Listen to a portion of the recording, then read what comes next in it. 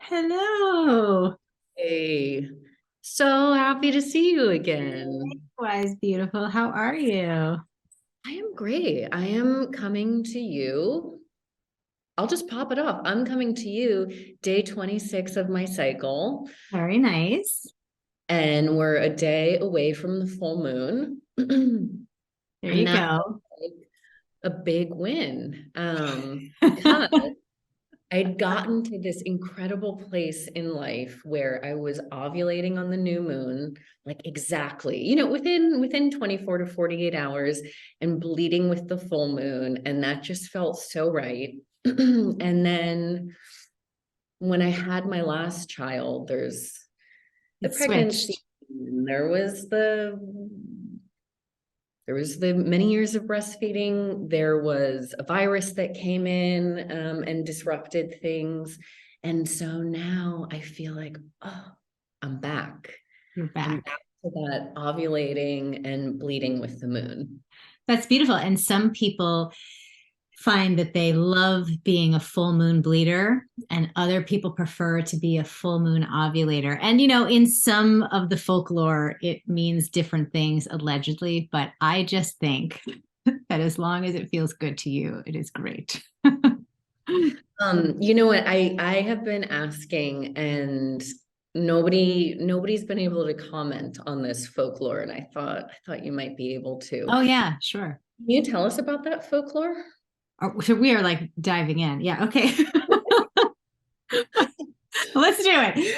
Yeah. So, according to, let's say, I mean, and I'm not sure exactly where the folklore comes from, but it's some sort of pagan cultural practice. The idea is that if you ovulate on the full moon and menstruate on the new or no moon, that you're in a reproductive, maternal, energetic sphere. And if it's the inverse, if you are ovulating on the new moon and bleeding on the full moon, it's that you're in more of a creatrix zone, right? And other things.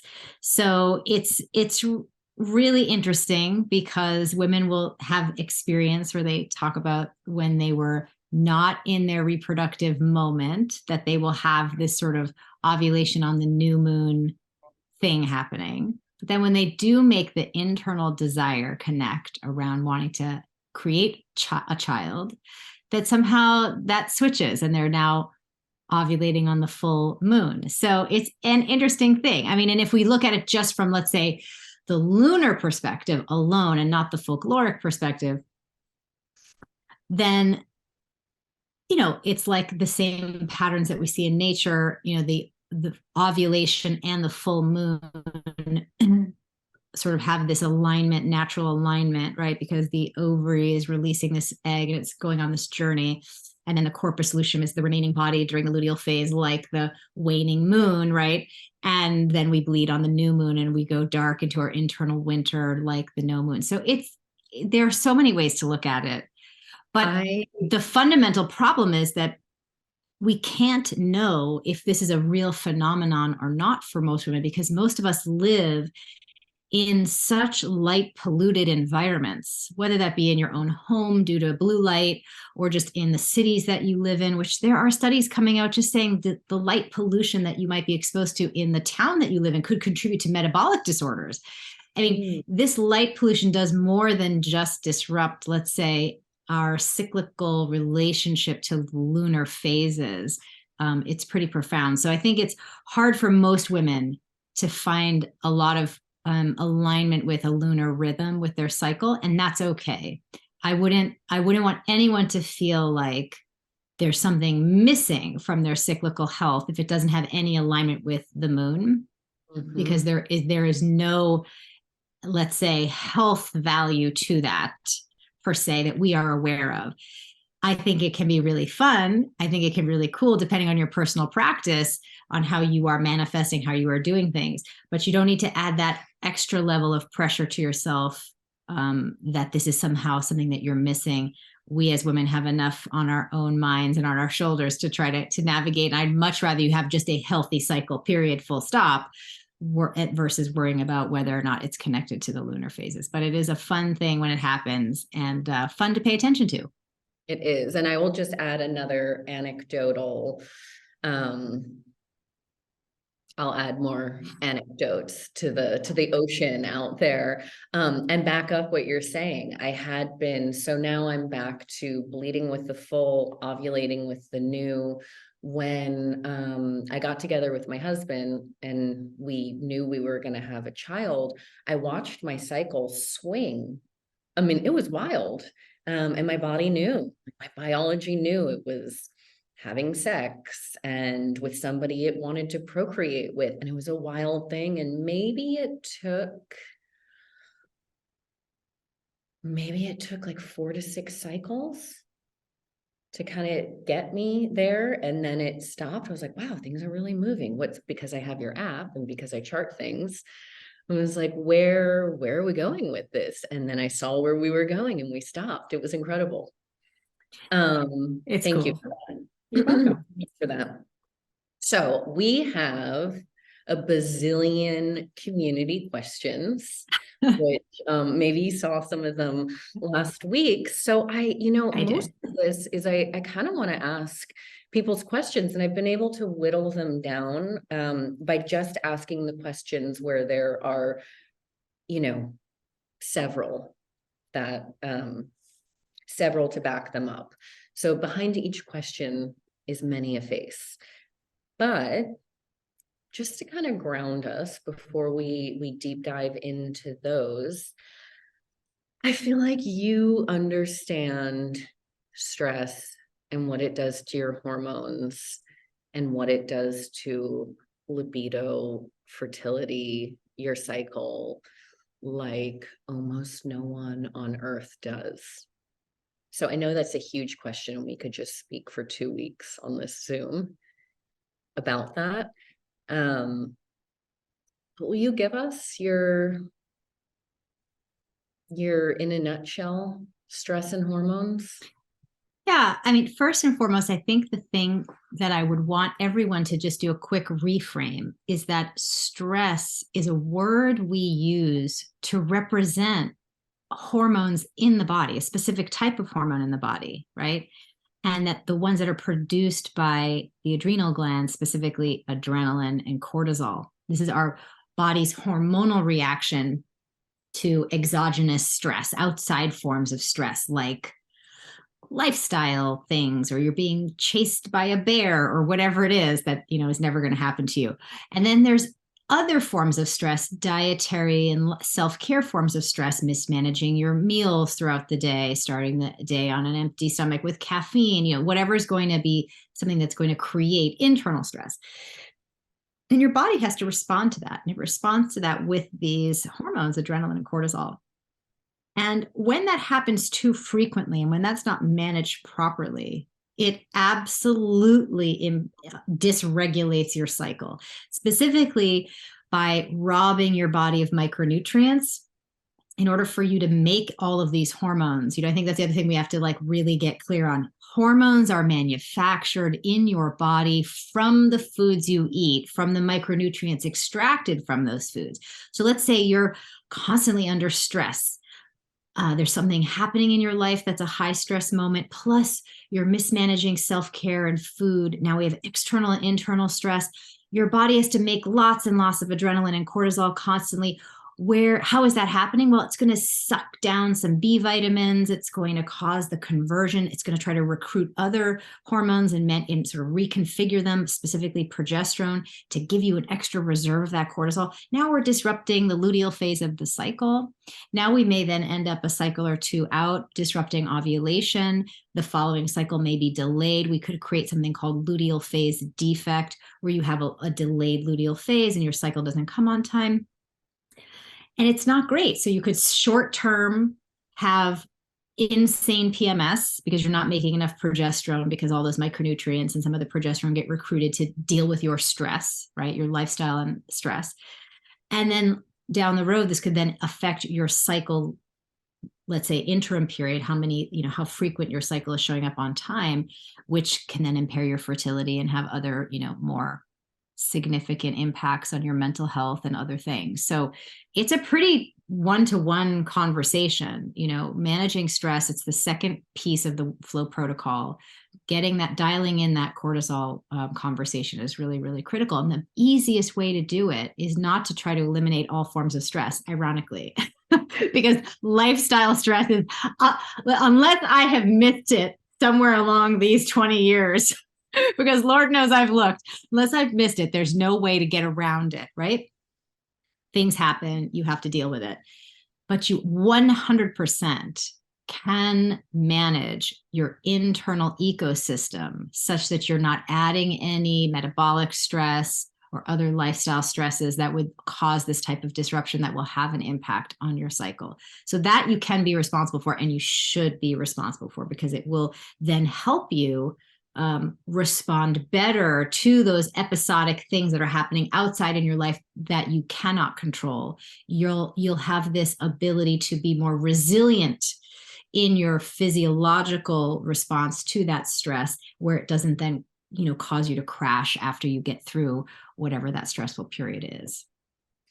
And what are some of your favorite stress buffers?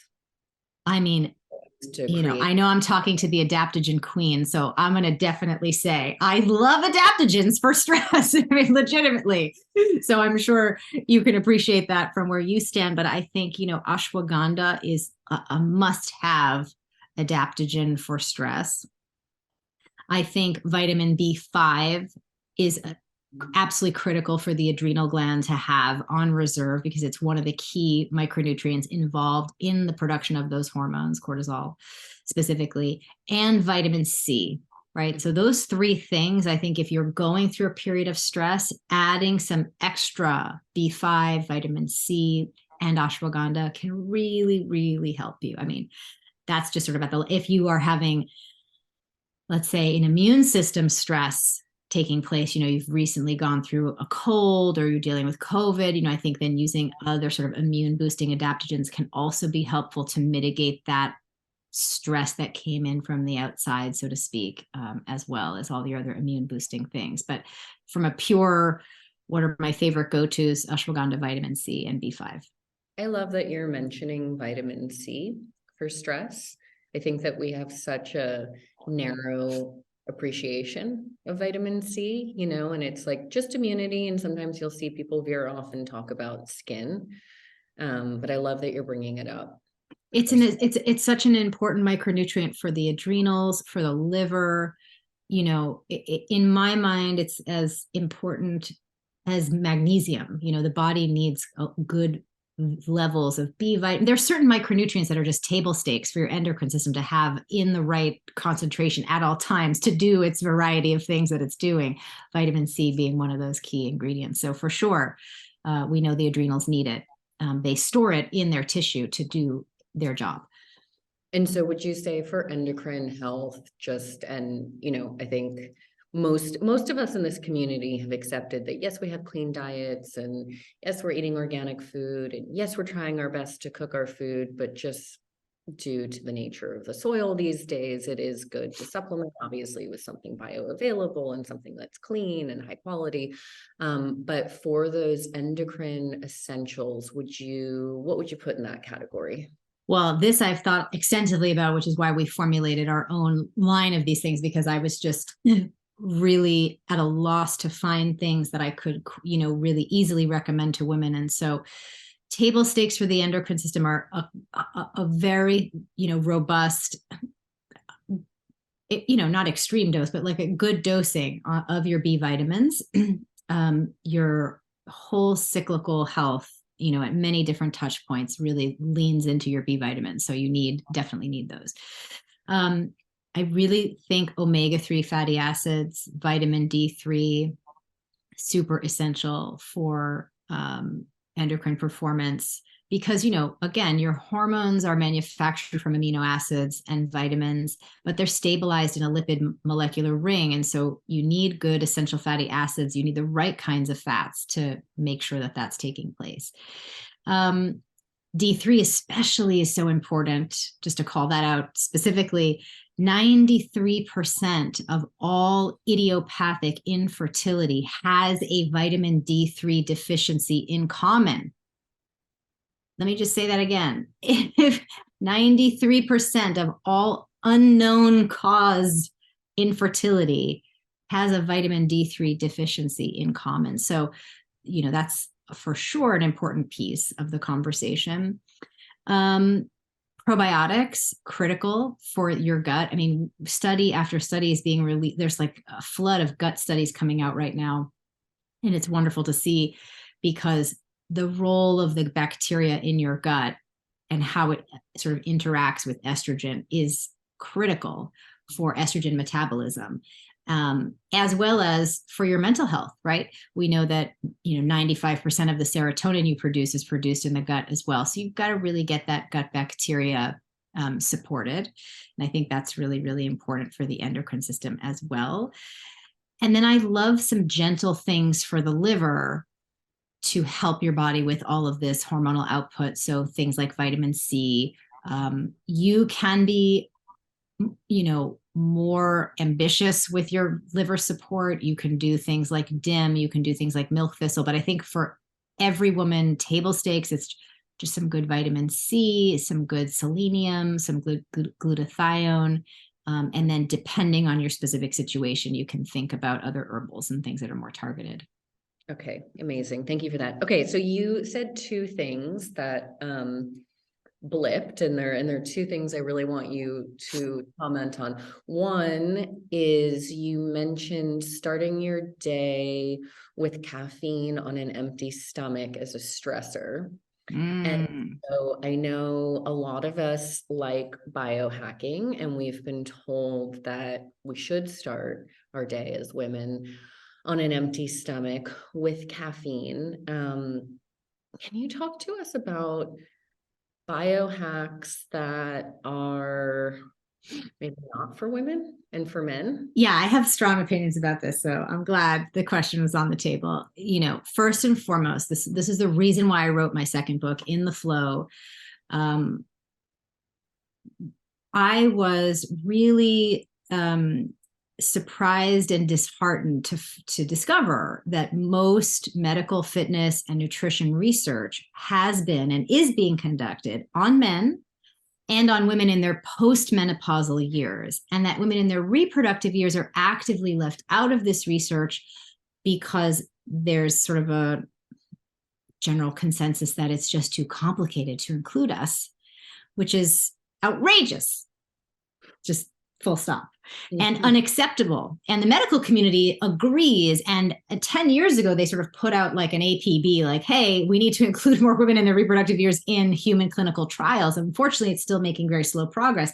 That has not necessarily carried over enough into fitness and nutrition research. And so the whole premise of biohacking and absolutely everything that has come from that conversation to date, aside from, let's say, the things that I've sort of put out in this book, has come from research that's all been done on optimizing the male hormonal ecosystem, which is why when you as a woman try some of these things, you don't feel so good. But instead of thinking, oh, well, gee, it's just because I'm doing the wrong thing for my ecosystem, you think something's wrong with you, which further exacerbates our already toxic relationship that we don't have organically, but that we have been conditioned to have in relationship to our bodies as women, which is a whole other thing that we can go into if we have time.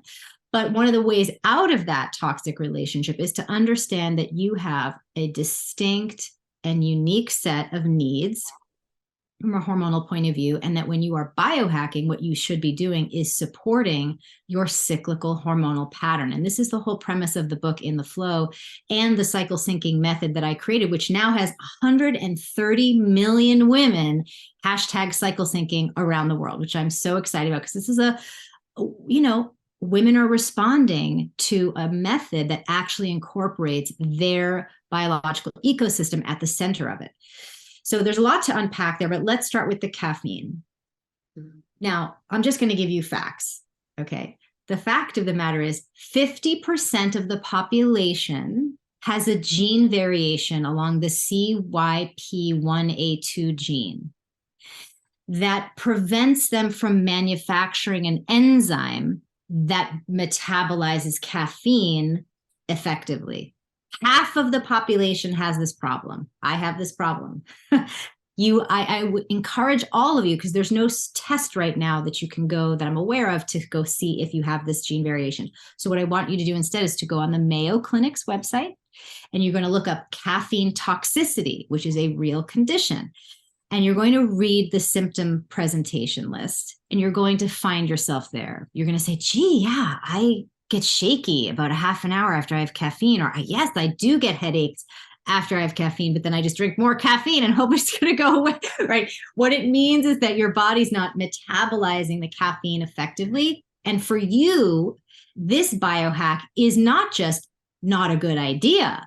It's toxic, because there is a situation in which you can create caffeine toxicity where the half-life of caffeine breaking down takes so much longer for you because of this gene variation, this enzyme deficiency, that caffeine that should be breaking down in 4 to 6 hours in a normal person is taking you anywhere from 12 to 24 hours to break down. So that morning cup of coffee is still, that caffeine is still in your system at 10 o'clock at night, which if you're in perimenopause or trying to conceive or in your luteal phase is going to make you very symptomatic, right? So it's not doing you any favors. Now, most women who struggle with hormonal issues because of the connection between the CYP1A2 gene and the CYB gene, right? This, which can create issues with estrogen metabolism. If you have other things going on with your cycle, like fibroids, like PCOS, like other, PMS, there's a greater chance that you may have this gene variation for caffeine. I want you to connect the dots for yourself. And I want you to not be dogmatic. Just because some dude said it's really good to have caffeine on an empty stomach, it really is for dudes, but it might not be good for you. And I want you to do the little investigation and experimentation for yourself and see what happens when you don't have that on an empty stomach. The vast majority of cultures, especially the blue zones, for which longevity is a result of their lifelong exposure to diet and lifestyle inputs, right, do not consume caffeinated beverages on an empty stomach ever. They're used as digestive aids postprandial, after meals, right? So it's really a bizarre thing that we've taken this beautiful coffee culture from these blue zones and then made it a meal replacement over here, which is not ever how it was intended to be used. Sounds so much like us. It does, right? More is good. Let's jack it up, do it all on an empty stomach, double latte grande, whatever, add shots to it, the souped up version, right? It's no good. Okay, so we're going to go to Mayo Clinic. We're going to look at caffeine toxicity and see if that rings some bells. And then I just want to go back and reiterate. So some other tip-offs could be estrogen dominance. Yeah, if you're struggling with your cycle, if you're struggling with your cycle in any way, shape, or form, if you're struggling to conceive, we know that just even 1 cup of caffeine in the female and 2 cups of caffeine in the male can increase rates for miscarriage. I mean, caffeine is a powerful drug. It really is. And we treat it like a entertainment, kind of beverage, but it is not. It's powerful medicine, and I would use it in a very serious, I would respect the approach to it. And you have to first understand, is it something safe for you to take? I have not been able to consume any caffeine. I'm now going on 25 years. No caffeine, no matcha, no coffee. No, I'm very sensitive to it. I have this enzyme deficiency clearly. And 50% of us do. There are other female friends of mine who clearly do not have this enzyme deficiency. And you guys can do the coffee on an empty stomach if you want. I would rather you do that at certain times of the cycle. If you are going to do that, you can do that safely in the first half of your cycle, follicular and ovulatory phases. I would not do that on an empty stomach in the luteal phase because it's just a little too disruptive to insulin and cortisol levels when we're really more sensitive to that in the luteal phase. And then I would even more suggest that you do that as you're like 45 and older, getting to a place where you're starting to do a little bit more intermittent fasting to support the perimenopause journey. So it can be something, even if you do have the enzyme, to use it strategically. It's not something that I would have you do every day, even if you could break down the caffeine. You can do it every day after a meal, but not every day as a breakfast meal replacement biohack on an empty stomach. No, no, no. Okay. Thank you for all of that. Because You're that was, welcome. I was going to ask you all about caffeine. And you went there. So the other thing that I've heard you now mention twice that I feel really passionate about is, can you talk to us about male infertility? Because we know that infertility is seems to be an epidemic going on. And I hear from so many women, and in our culture, the women just, they take it on. And so I hear from so many women that have gone through all these tests, they've changed their diet and lifestyle, and they've taken on the burden completely.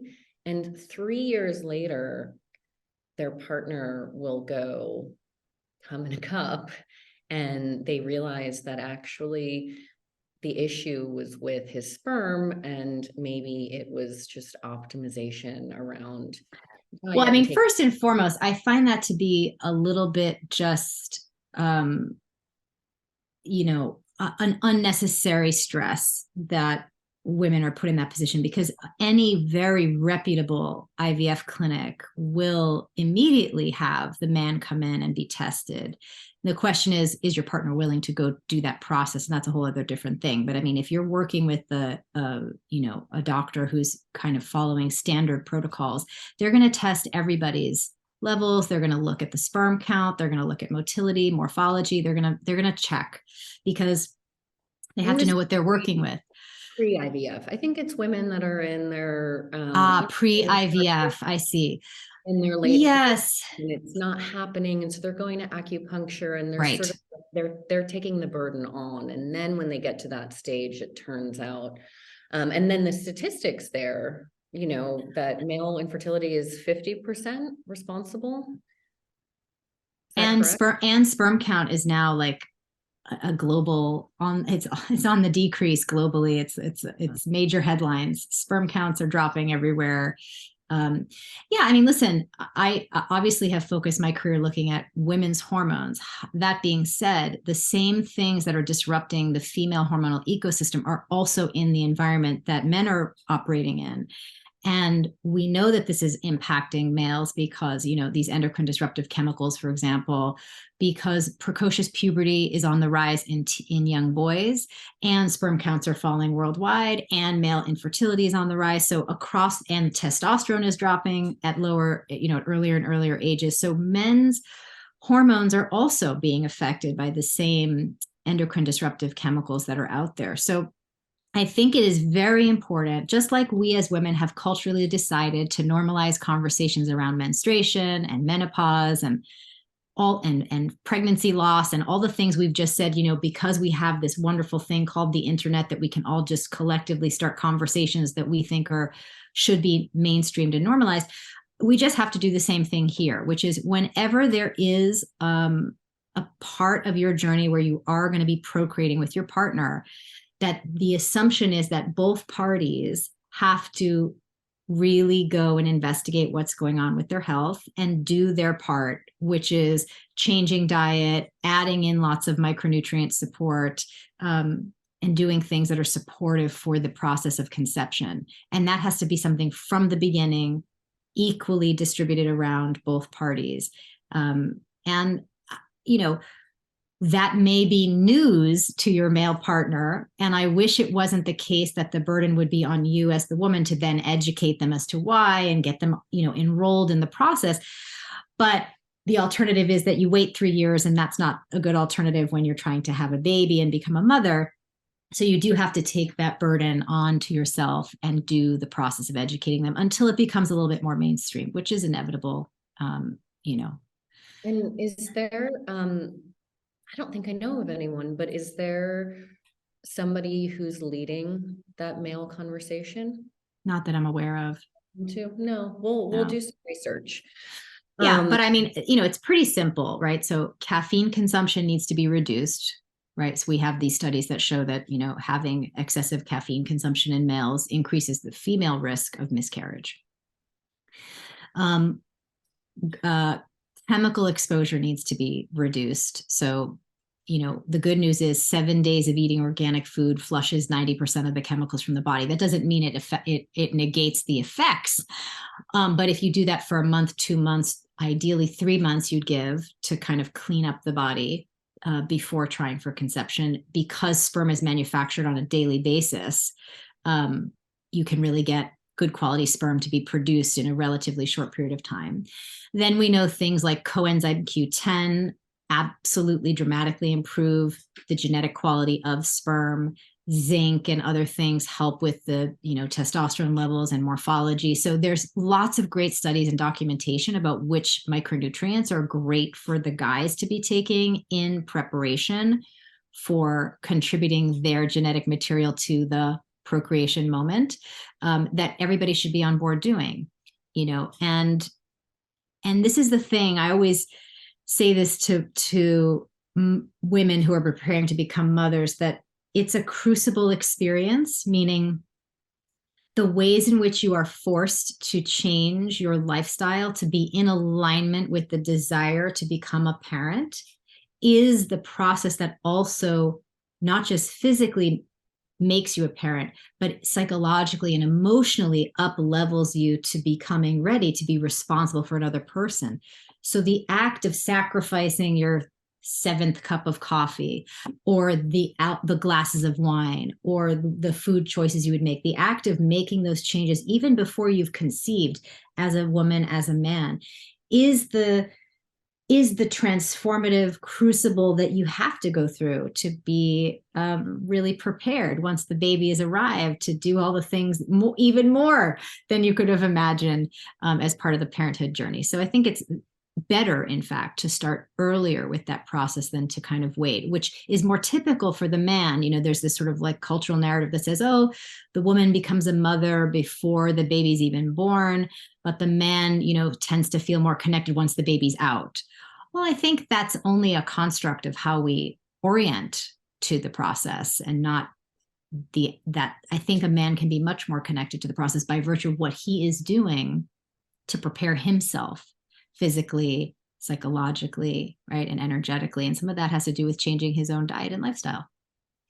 Yeah, and I think in our culture, we really only do those things when we perceive that there's a problem or things aren't moving fast enough. And it can actually be a really fun, sexy, celebratory, loving thing to do as a couple, to look at the data together and get excited about optimization. And I think sometimes, like, rather than approaching it as we're this age, or there could be a problem, or look at the data, statistically we're in trouble, it's we're going to make the cutest, healthiest baby ever. And so here are some fun things we can both be working on. And I did that with my husband. It was really fun. It was a joyful.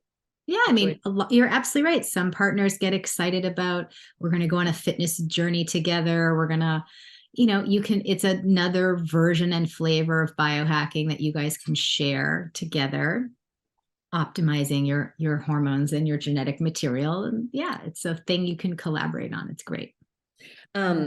So the other thing that I want, there's so much around the cycle that I want to ask you on, but I feel like everybody should just read your book, get your app. Download the app. The app, you guys. I've actually tried before your app. I had tried many, and so I can really just personally thank you for the app, the monthly optimization that it does. So I'm feeding it information multiple days of the cycle, and it really is, it's a smart app. I don't know how you've done it, but other ones don't do that. So truly, if you're doing the rhythm method, if you're just curious about your cycle and want to learn more, definitely get the Flow app. I will see you there. So there's a lot that I want to ask you about the cycle. But maybe we'll just keep it short and they can go discover more. Just give us some like top tips on planning around the cycle. So, all right. When you think about the cycle syncing method, you want to think of these three pillars. The first is that you want to synchronize your food type and calorie intake based on which phase of the cycle you're in. That's sort of pillar number one of the cycle syncing method. And yes, you're right. You can get all of this at the MyFlow app, myflowtracker.com. The second thing you want to synchronize is your fitness, workout type and intensity based on where you are in the cycle. And the third thing you can do is optimize or synchronize the types of things you're working on based on which phase of the cycle you're in. Because, your hormones are always changing. It makes no sense at all, since your hormones are changing and they're affecting your metabolism. For example, your metabolism is slightly slower in the follicular and ovulatory phases, but it's slightly faster in the luteal phase, which is the longest phase of the cycle. How is it logical at all for you to eat the same amount of calories across these two different metabolic realities? When your metabolism is slower, you need less calories. When it's faster, you need more to achieve in the same level of blood sugar homeostasis, right? You can't eat the same, you cannot, right? But again, this is a great example of when all that research was done on men, they made an assumption that women were just slightly smaller versions than men who had slightly sluggish metabolisms, comparatively speaking. And so in order to compensate that, we would just have to guesstimate that we should eat fewer calories every day and work out more every day to achieve the same results as a man, which is false and mythological and not scientifically based. And we have the information now. So please jettison that from your mental programming. You have to change your caloric intake depending on where you are in the cycle. You also can leverage type of food and even food preparation. So for example, in the ovulatory phase, you have this enormous surge of estrogen, peak surge over a very short period of time. This can be very overwhelming for your system. How do you know it's overwhelming your system? Are you breaking out on your chin with acne during ovulation? Do you have breast tenderness? Do you feel bloated?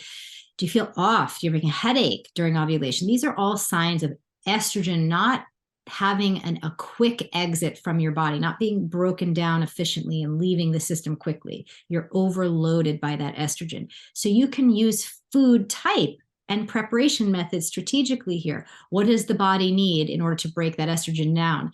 It needs supercharged of the right micronutrients in the liver, so the liver can do its 3 phases of detoxification to metabolize that estrogen, and it needs a lot of fiber so that that estrogen that has been broken down can get bundled up and have it exit through your bowel movement. So in the book, in the Flow, you're going to see the famous cycle syncing food chart in chapter 4. And it's going to tell you that in that phase, you definitely want to lean into your smoothies and your salads and your raw food kind of lifestyle for those few days. But equally so, that makes no sense for you to have when you're bleeding, for various reasons. So you want to change your food type. And when your metabolism speeds up in the luteal phase, you have to eat more calories. It has to be calorie dense, nutrient dense, and slow burning so that you keep your blood sugar stable, keep progesterone levels happy, avoid PMS, all of those things. So you want to use food strategically throughout the cycle, and it should never be the same day in and day out. Let go of this idea that there should be a daily routine. There's some perfect daily calorie amount, some perfect daily menu. It's only perfect if it's in sync with your cycle phase. The same thing for a huge unlock in my life. It was really, I think the amount of confusion or slight concern that maybe was like on a subconscious level that I didn't even know was there, to alleviate that. There's so much more freedom around trusting trusting your body, and when you can really hone in and look, and hopefully you are tracking your cycle and you're on an app and doing it. But when you're like, gosh, I just ate a meal, why do I need to eat again? If you need to just check in and see where you are in your cycle, and then just let go and eat healthy food. I feel like that was a huge unlock. And planning dates and time alone with my husband on, a certain week of the month, and really being able to actually like plan ahead with your Flow app. It's so intuitive that it really does, as my cycle is changing, it pegs ovulation, really does, every month. And so I love that week for a little. Yeah, I mean, I want to say two things, and I'm happy to dive into how we can optimize our orgasmic potential, because it's such a huge component of health as well. And I don't want to underscore that. And I think we always have sort of this like, oh, kind of cutesy, like, oh, my orgasm, but like, no, your orgasm is such a huge biohack. So we're gonna take a deep dive. But it's a whole topic. The biology. It's a whole time. I know, and I sometimes it just pops up. It wants its attention when it wants it. We could just go there now. I want to just respond to one thing about the food. I think it's so beautiful that you have had that reclamation. So many women feel similarly, that they feel this sense of calm, that the science that you will be sort of exposed to in the book validates your intuitive relationship that you've been having with your body, but that you've been taught to ignore, right? Like, you're hungrier at certain parts of the cycle, but because you've been taught the wrong thing about what you're supposed to do to take care of yourself, i.e., you're a smaller version of man and you have to compensate by starving yourself and working out like crazy, right? You ignore that intuitive reaction to your blood sugar changing and your metabolism changing, and you don't follow it, and it creates a lot of stress and a lot of unease with yourself. And so the fact that you then have this structure, this architecture, this is how it works, a framework to lean into, you can really relax into that intuition and know that it's not just some like little funny feeling you're having. It's actually your proprioceptive response to your biology, right? And that it is 100% the right thing for you to be following. And it just changes so much this loving relationship you can have with yourself. It gives you relaxation, peace, love, joy back to your body. So I think, getting it right from an academic point of view is great. Yes, you want to do the right things at the right time, but the gifts on an emotional and energetic level, I think, are just so much more profound. Yes, the health is like a easy thing to get from a side effect of doing the right things, but just healing from this wound, I think, is so, so important. Okay, let's talk about sex. Okay. Biology of orgasm. I mean, when I get into the community questions, there's a lot of questions around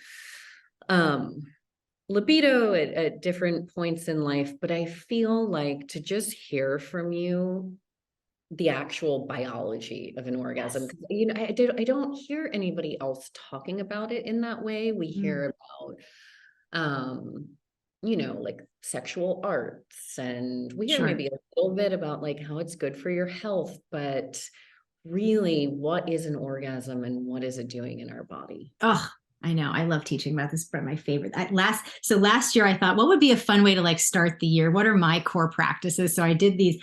The first month, I think it was like cycle syncing. The second month was biohacking your orgasm. I mean, if you're going to start the year off, you got to dial in your practices, and orgasm was the second most important thing you can do after cycle syncing. So it's very, very something that I have studied, so important. And yes, the health benefits are numerous, from balancing your hormones, boosting your immune system, slowing down biological aging, boosting skin collagen. I mean, it can go on and on.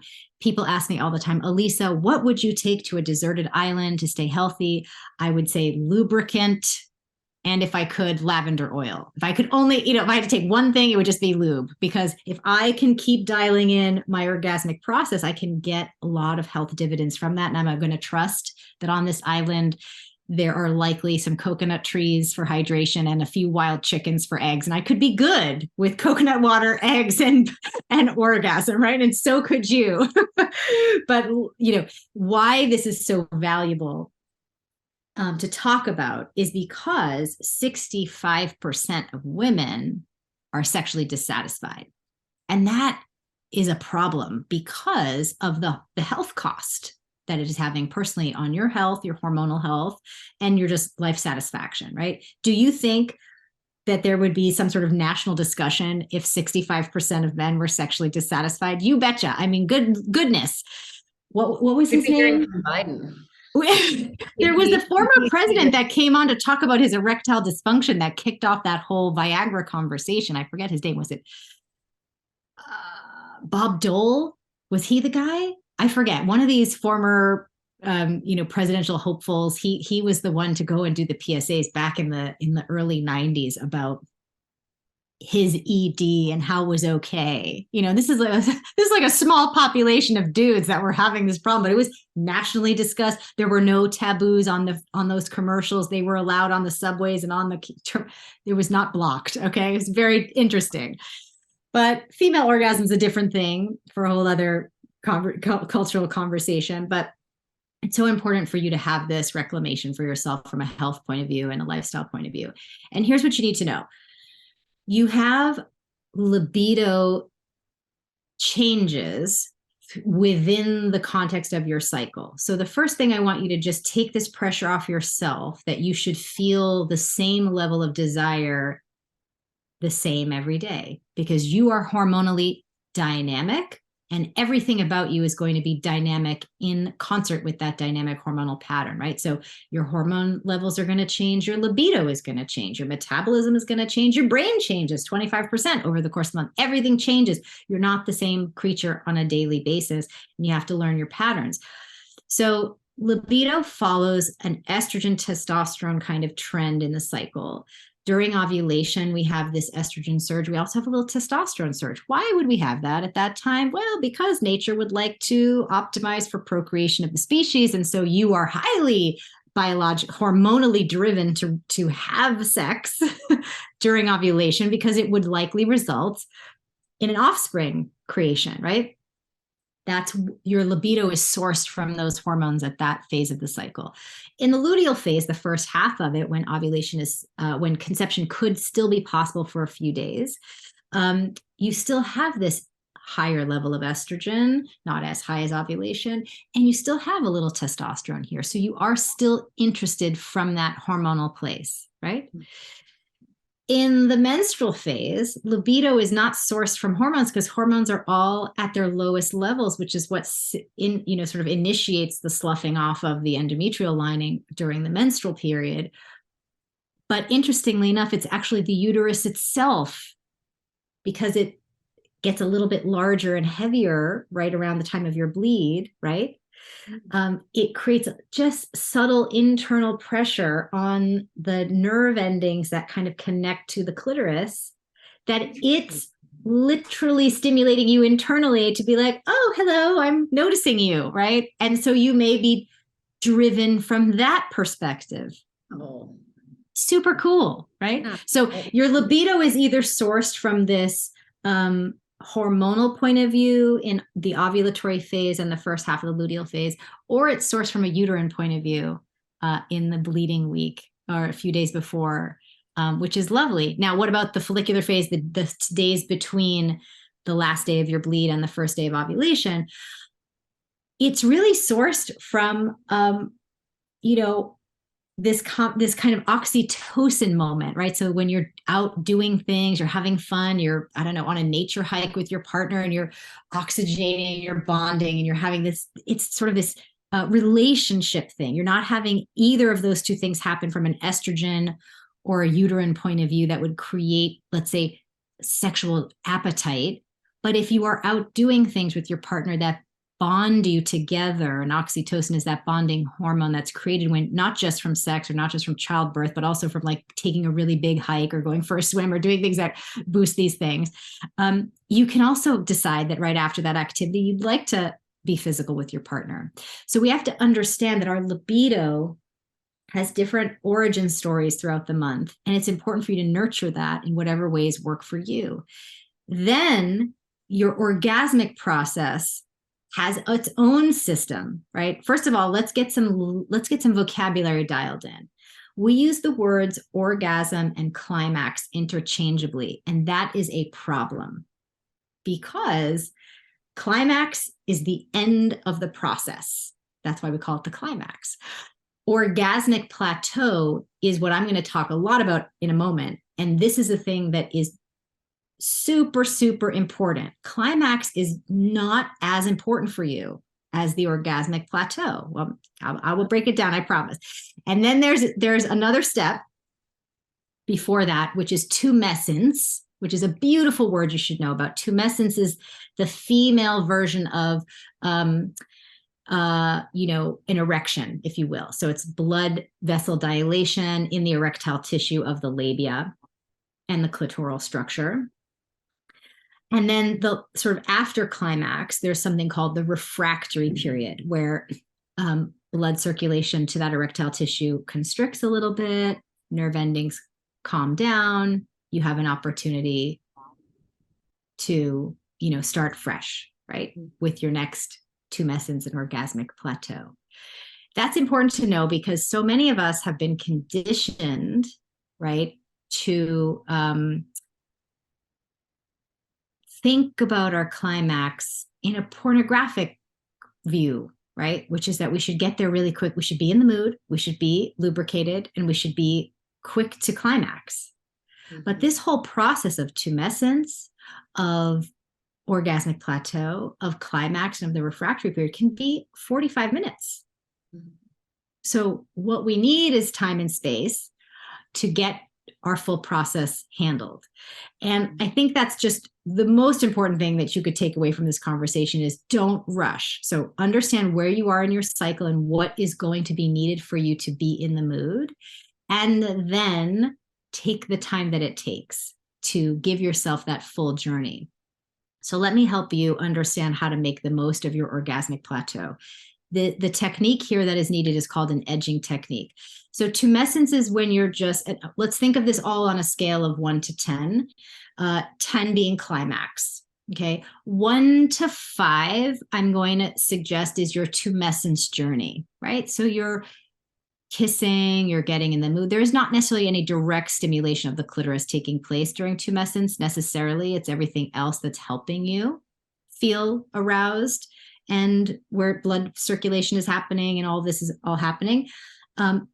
More of the foreplay is good here. Then once the approach happens to the clitoris, first of all, you also need to know if you're in a wet phase or a dry phase, because we all have this assumption that, we're should be lubricated. If you are in the wet phase, right, where you are in ovulation or the luteal phase, then you may not need lubricant. If you're in the dry phase, follicular or menstrual, you will absolutely need lubricant before you approach the clitoris. Don't think you're going to get there. Bring the lube, because any friction is going to create pain, is going to sort of shut down this whole process. You don't want to do that.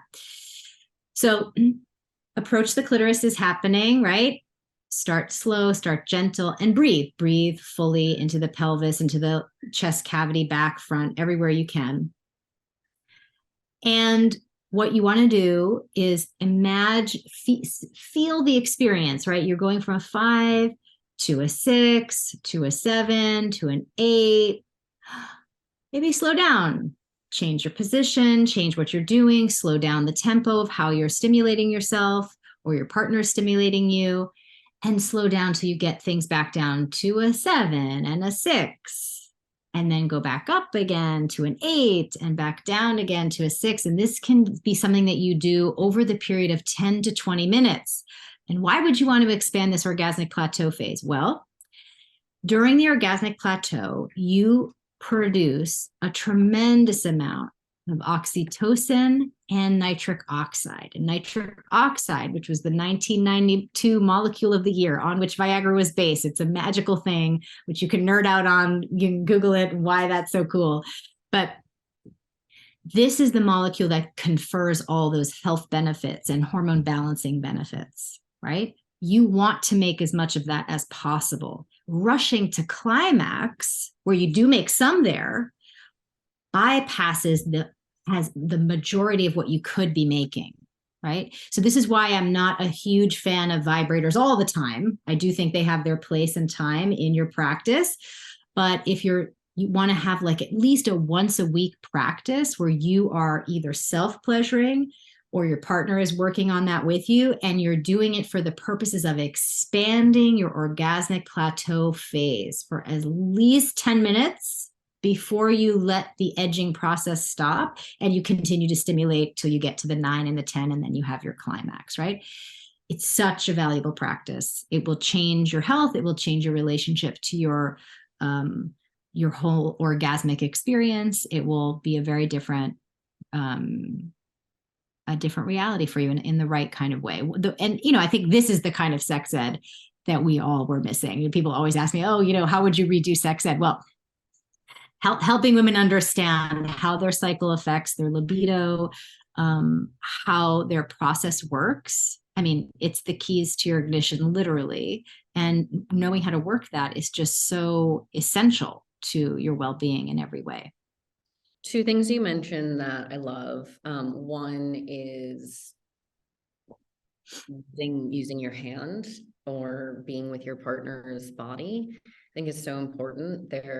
Someone identified white space with vibrators in wellness. And so it's this whole new genre, which again, if it's fun and you want to participate and consume, that's great. But there's so much to just your own body, and you don't need to buy anything, and you don't need to accessorize. So I love that you touched upon that. I mean, and this is like big breaking news in the clitoral world. I mean, first and foremost, it's just so it's almost ludicrous to say this out loud, but the reality is we were basing our understanding of the clitoral structure from a nerve ending point of view on cows.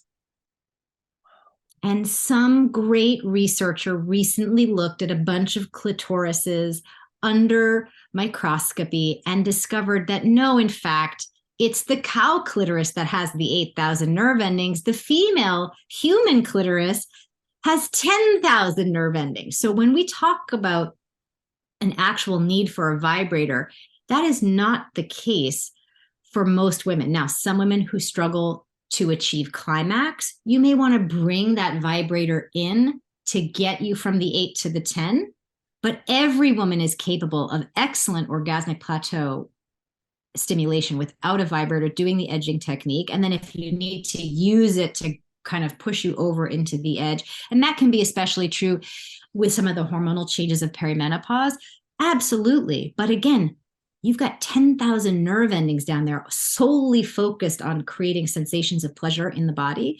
It's really about working them the way that's going to work for you and using those devices strategically, because they can also hyperstimulate those nerve endings, cause you to kind of bypass the orgasmic plateau, and then require a longer refractory period. So you can't be multiply orgasmic as you are sort of designed to be. So I think less is more with vibrators, but you don't, and I agree, you don't need them at all. If you do need them, 100%, it is totally fine. It's not like something to achieve, not to have the need for it. Just know why you're using it and use it strategically. Thank you for that. And so you will explain this better than I ever could, but when we are embryonic, the clitoris and the beginnings of a penis are actually, it's the same thing. I feel like I've seen. Yeah, it's the same. And so,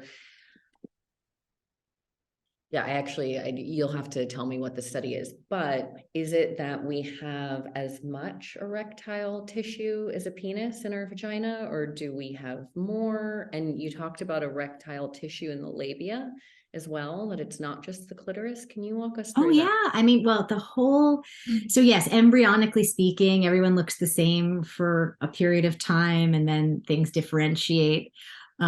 But it's so interestingly, even though the clitoris has 10,000 nerve endings, the penis has fewer nerve endings and I think that's for good purpose, because outside, so external, would be very distracting if this was all external and you're constantly moving and it's, so I think that's for its own function.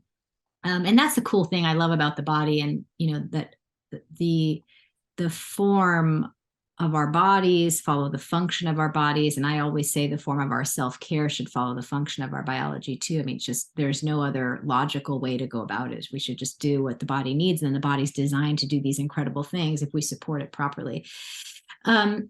So as far as erectile tissue in the vulva, there's the labia, the external labia, the internal labia, and the clitoral structure. And I call it the structure because you see just the little tip of the clitoris and maybe the clitoral hood, depending on if you have a little skin there that you have to pull back to expose the clitoris, right? But when we look at the structure, there's what they're referred to as the legs of the clitoris that extend down into the inner labia that are very, very sensitive. So you should get, I think Dr. Sherry Winston's book, The Anatomy of Desire, The Anatomy of Arousal. She has a fantastic book. Really shows you what your structure is all made of, and where all these nerve endings are and how this all works. You can visualize it and this is helpful because this will help guide you when you are using your hands to create stimulation and pleasurable response.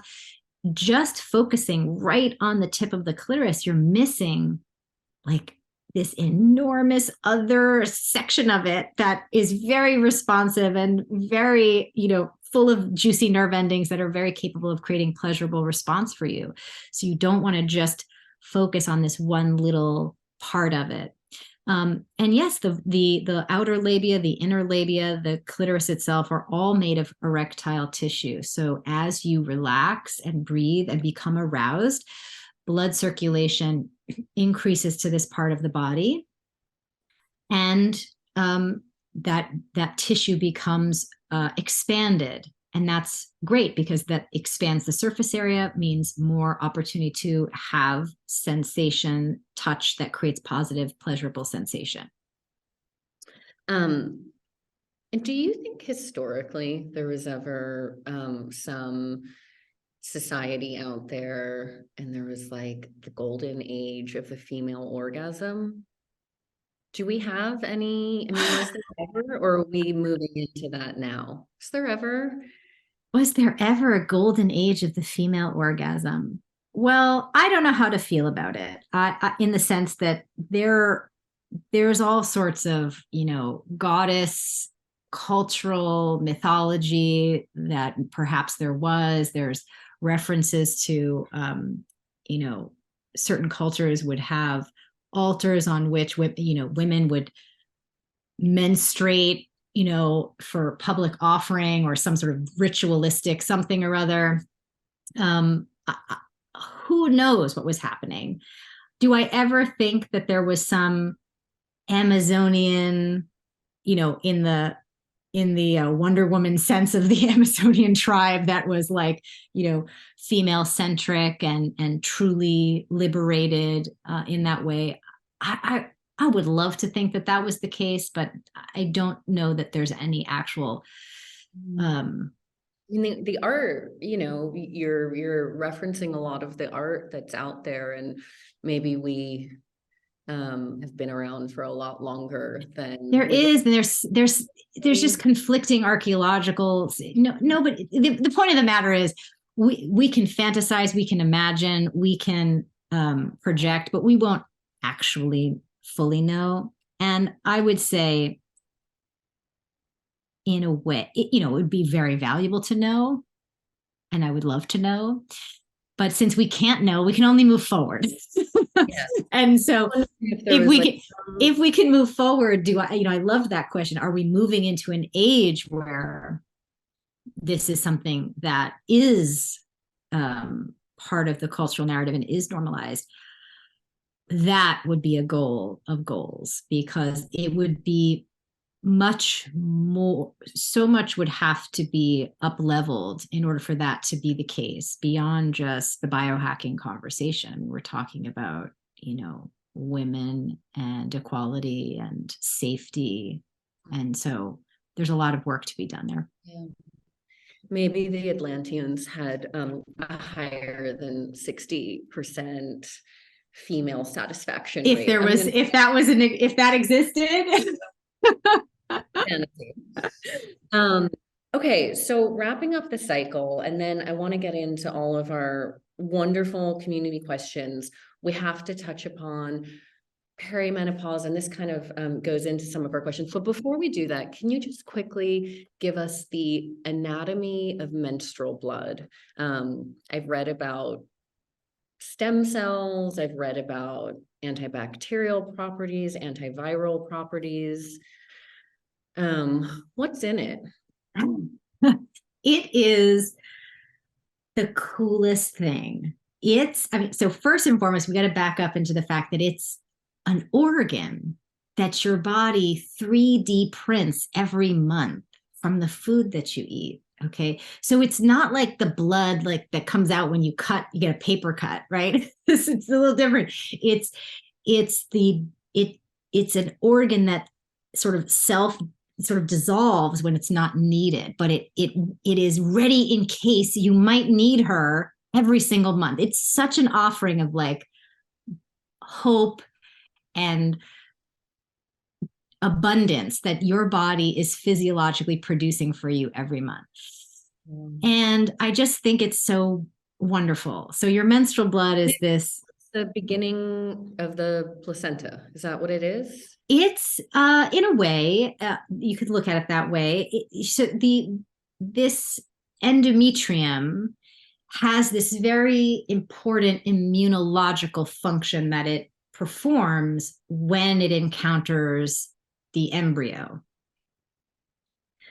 And this little embrace that the endometrium has with the embryo in those first days immunologically secures that pregnancy. So that immune response between the lining of your uterus and that newly formed embryo is so critical. And anything that disrupts that is going to, disrupt the opportunity for that conception to be successful. So that's an important sort of side note if you are trying to conceive, making sure that your immune system is in tip-top shape is really good. And some women have more complicated immune responses and will need some interventions in order to create a successful conception, which, a lot of IVF doctors are aware of. So that's really neat. And yes, it's like a stem cell city, really. It's an amazing situation of stem cells and immune cells. It's just a very highly specialized piece of tissue. And so I think that I feel like I've heard recently that they're starting to harvest placentas or ask for placental donations for stem cell research. Because we're just, considering these placenta tissues to be, things that medical waste, but it's really not, it's just, we've looked at the menstrual blood as this dirty, kind of throw off kind of material. But the fact of the matter is it holds unknown potential for research in stem cell, in immunological health. There's just so much to be uncovered there. So you should hear this and have a whole different orientation to the next time you see your menstrual blood, which is, it is the substrate of life. It is this immune stem cell tissue. I think to call it blood in the way that we think of blood it's not enough. It's just not enough. I don't know what I would call it.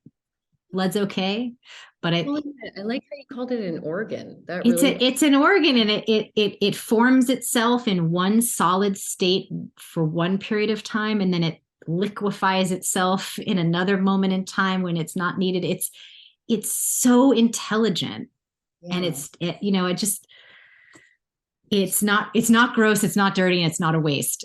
It's not a waste product. You know. Culturally, religiously, we've just been so shamed around it. Yeah. So when I found out about that, it really got me thinking about, yeah, what is the future of it? And is there a future? And if you could look into the future, would you ever see something where we are harvesting our own lining monthly and doing something with it? And then, so that's one part of the question. Second part of the question is, can you speak to the placenta? I feel like I've been ridiculed, and many people have been ridiculed for encapsulating their placenta, or having the placenta smoothie. It's like a big haha joke on the internet. Could you speak to some of the validity there? And the people that argue against it say it hasn't been done in human history. This isn't an ancient practice. Animals don't do it. What are you doing? Yeah. I feel like, so much of this is just like a conversation of opinion, because research has not been done. Right. And so, for example, and I'll use a different substance of the female body to make a point, which is, for a long time, breast milk was viewed as, kind of yucky, and that, formula was better. Now in Japan, they will sell breast milk to male athletes for performance enhancement. It's a sports drink, for God's sakes. Okay. So it's an interesting phenomenon where, like, first we revile the female bodily fluids, and then maybe they could be used by men. And so now they're not gross anymore. Right. And, Tony Robbins is injecting his shoulders and other things with stem cells, and he's, funding stem cell research. And where are they getting all these stem cells? Right. Some of that is probably coming from placenta. And so eventually this is going to be something that I think is very much normalized, as far as what the future could hold, because, like I said, there's just so much. It's the richest supply of stem cells that we can make, that we have access to. So why not leverage that in some way? Perhaps women will be able to bank their monthly menstrual blood during healthy periods of their lives, so that they can have extra stem cells for other things that they might need in the future for their own bodies, because it's obviously a perfect biological match, and for their children. I argue in the flow, I said, there's all this research being done on fecal transplants as a health thing, right? For people who are immunologically compromised, who are dealing with chronic C. diff, there's lots of applications. The FDA just approved it. It's breaking news last week. And I said, that is well and good. However, the thing that seeds the gut microbiome is the vaginal microbiome. So instead of like going the fecal transplant route, what are we doing looking at the vaginal microbiome to help, with less kind of, ick factor, help, recolonize and make healthy other people's gut microbiome, right? So I think there's lots to be looked at when we take the cultural narrative out of the conversation, and we just actually stick to the sort of facts that the body has, the research, the science that is there. Then it's just not about opinions. It's about the fact that the vaginal microbiome is rich in gut enhancing factors. The placenta and the endometrium is rich in stem cells and other things we haven't even fully researched, and we should research them more. Breast milk is excellent for babies. It turns out the Pediatric Association just changed their guidelines.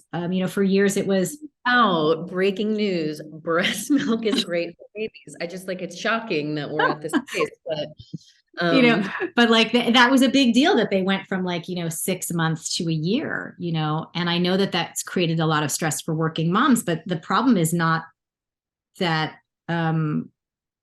that working moms should feel like there's a new pressure on them. That the problem is that the sort of work culture should completely shift so that working moms can breastfeed for a year successfully without stress. Like, women should not feel stressed. We should be in a culture that supports this. If, the whole pediatric association is going to come out with that kind of recommendation, then corporate culture should respond with policies that make that possible, for example. So this is what I mean. There's an interplay between like the science and what is needed from the body, but also what is needed from an up-leveling of our cultural orientation to facilitate everybody having a fair chance to take care of their biology in ways that are valid for them. And I go into corporations all the time to talk about what does it look like to create a work environment that factors in everybody's biological rhythm and honors it, right? Because corporate culture is oriented around just the circadian clock, which happens to support male hormonal experience.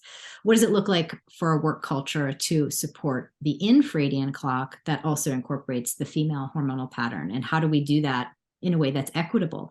And that's a conversation that shouldn't just be had inside of corporate culture, that should be had everywhere. No. So when you say the future, that's part of the future too. And there are governments that have figured it out. I'm not a huge fan of the WHO, but the WHO recommends breastfeeding for 3 years. I think they talk about that it's completely normal and healthy and natural to breastfeed for 3 to 4 years. And then we've got, great government support in some countries where they will provide a doula for, a postpartum doula for the first. So it's an important point you bring up, that there are places that are figuring this out, and it's not that we can't do it. It's just that we haven't done it, and we should. Yeah. Okay. Thank you for that. So now, huge topic, and then we'll get into our questions, is perimenopause. And this is actually going to cover a lot of the questions that we got. We have a lot of people in their late 30s that are wanting to support themselves. And maybe you can clarify exactly when perimenopause starts. I think it's 35. Is that correct? You've heard me say it before. Yeah. So many of us are already in perimenopause. And I think I hear from a lot of people that are ranging from like 37 to 41. And they're saying, what can I do to prepare for perimenopause? And I'm going to wait for you to tell them. But surprise, you are already in perimenopause. Surprise. Yeah, first and foremost, do not panic. Okay. And I'll give you sort of an analogy. Puberty starts in the brain at 9, right? But we don't really see the culmination of those physical changes until 22, 25, right?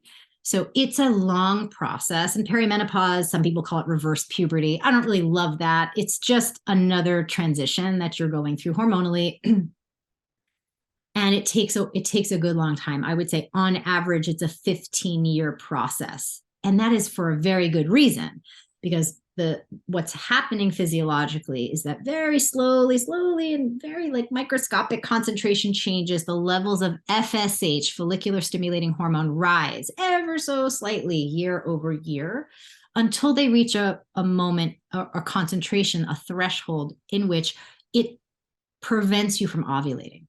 Mm-hmm. That's the whole purpose of the transition, is to get you to a place slowly over time where you stop ovulating. And then you have your last bleed, and then you wait 12 months. And that last bleed is called menopause. Your first bleed is called menarche. Your last bleed is called menopause. Bring that word back. Yeah. Menopause is your last bleed. And then 12 months after that, you are then considered postmenopausal. And again, vocabulary is critical for accurate self-referencing. So the fact that we say menopause as this blanket term, it's so unhelpful and confusing for women. No one's in menopause. No one. Unless you happen to be having your last bleed that day and you know it, which you can't know until 12 months after the fact. So to say, oh, I'm in menopause, or to say that women are in menopause, is so imprecise and confusing. And I get that where that comes from. Like, we don't even do that properly with our cycle. Like, for example, menstruation, is that the days you're bleeding? Is that the whole cycle? We use these words interchangeably. We should not, right? We should have precise language to reference our experiences, and the fact that we don't is questionable, in my opinion. part of the problem, and not something that we created, mind you. But we have to sort of sort that out for ourselves. So first of all, just understand where you are. Perimenopause beginning at 35, slow changes to the pituitary gland in terms of its production of FSH. So the first 10 years of that, 35 to 45, if you're doing things properly, and I'll tell you what those are in a second, you can have regular ovulation and regular cycles without issue. And beyond, it doesn't have to just all of a sudden you fall off a cliff at 45. You can have regular cycles to your 50. It's really about your inputs and how you're taking care of your cycle. So if you just heard me talk about cycle syncing and you're 38 and you haven't yet started cycle syncing, the best thing you can do to support your cycle is, of course, synchronizing your self-care with your cycle, period, pun intended, full stop. You must start doing that immediately. Of course, it would have been ideal if you had been doing that for the past decade or more, as soon as you had a cycle begin, but it's okay if you haven't, just begin immediately. Get the book, download the MyFlow app. It has the circle icon, not the feather, and make sure that you start cycle syncing, because there's no better way for you to protect all the hormone ratios, everything that's happening in your system, reducing internal stress, protecting your fertility for the long term, than really supporting the cycle in each of its phases. There's just no better way to do it. And it's the most efficient thing that you can do. It's not like you have to do this and then this and then this and try all these different systems. It's just support the way the cycle works, and you're going to get huge dividends. And then as you move through into what I call sort of level 2 perimenopause, which, around 45 roughly, but again, age is not the issue. It's more when you start to have, instead of a perfect 28-day cycle or the perfect monthly cycle, you start to have more of an elliptical experience where you may not ovulate every month, you may not menstruate every month, you're skipping a month here, bleeding the next month, skipping a month, or you're having this sort of irregularity. Totally normal, nothing to be concerned about, nothing is wrong.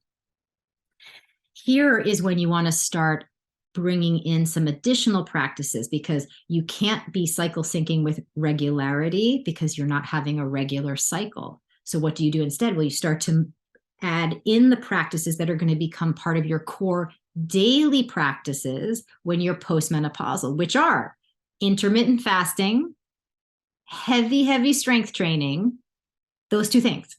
And, supplementation, of course, right? Always micronutrients everywhere you can. You can start doing extended intermittent fasting when you are in sort of these moments where you're skipping cycles. You can start to play with more intermittent fasting in your cyclical life in this level 2, 45 and older. I would highly recommend you getting a continuous glucose monitor for a month to see what your glucose reaction is to certain food, your insulin reaction is to certain levels of glucose, so that you can really prevent hot flashes and night sweats, which are just a metabolic reaction to you having too much sugar in your system with a metabolism that's slowing down a little bit, right? And your body is trying to kick off all this glucose at night, so you're sweating it out. It's a help to you. It feels like a misery, but it's something that can be avoided if you get your macros correct, right?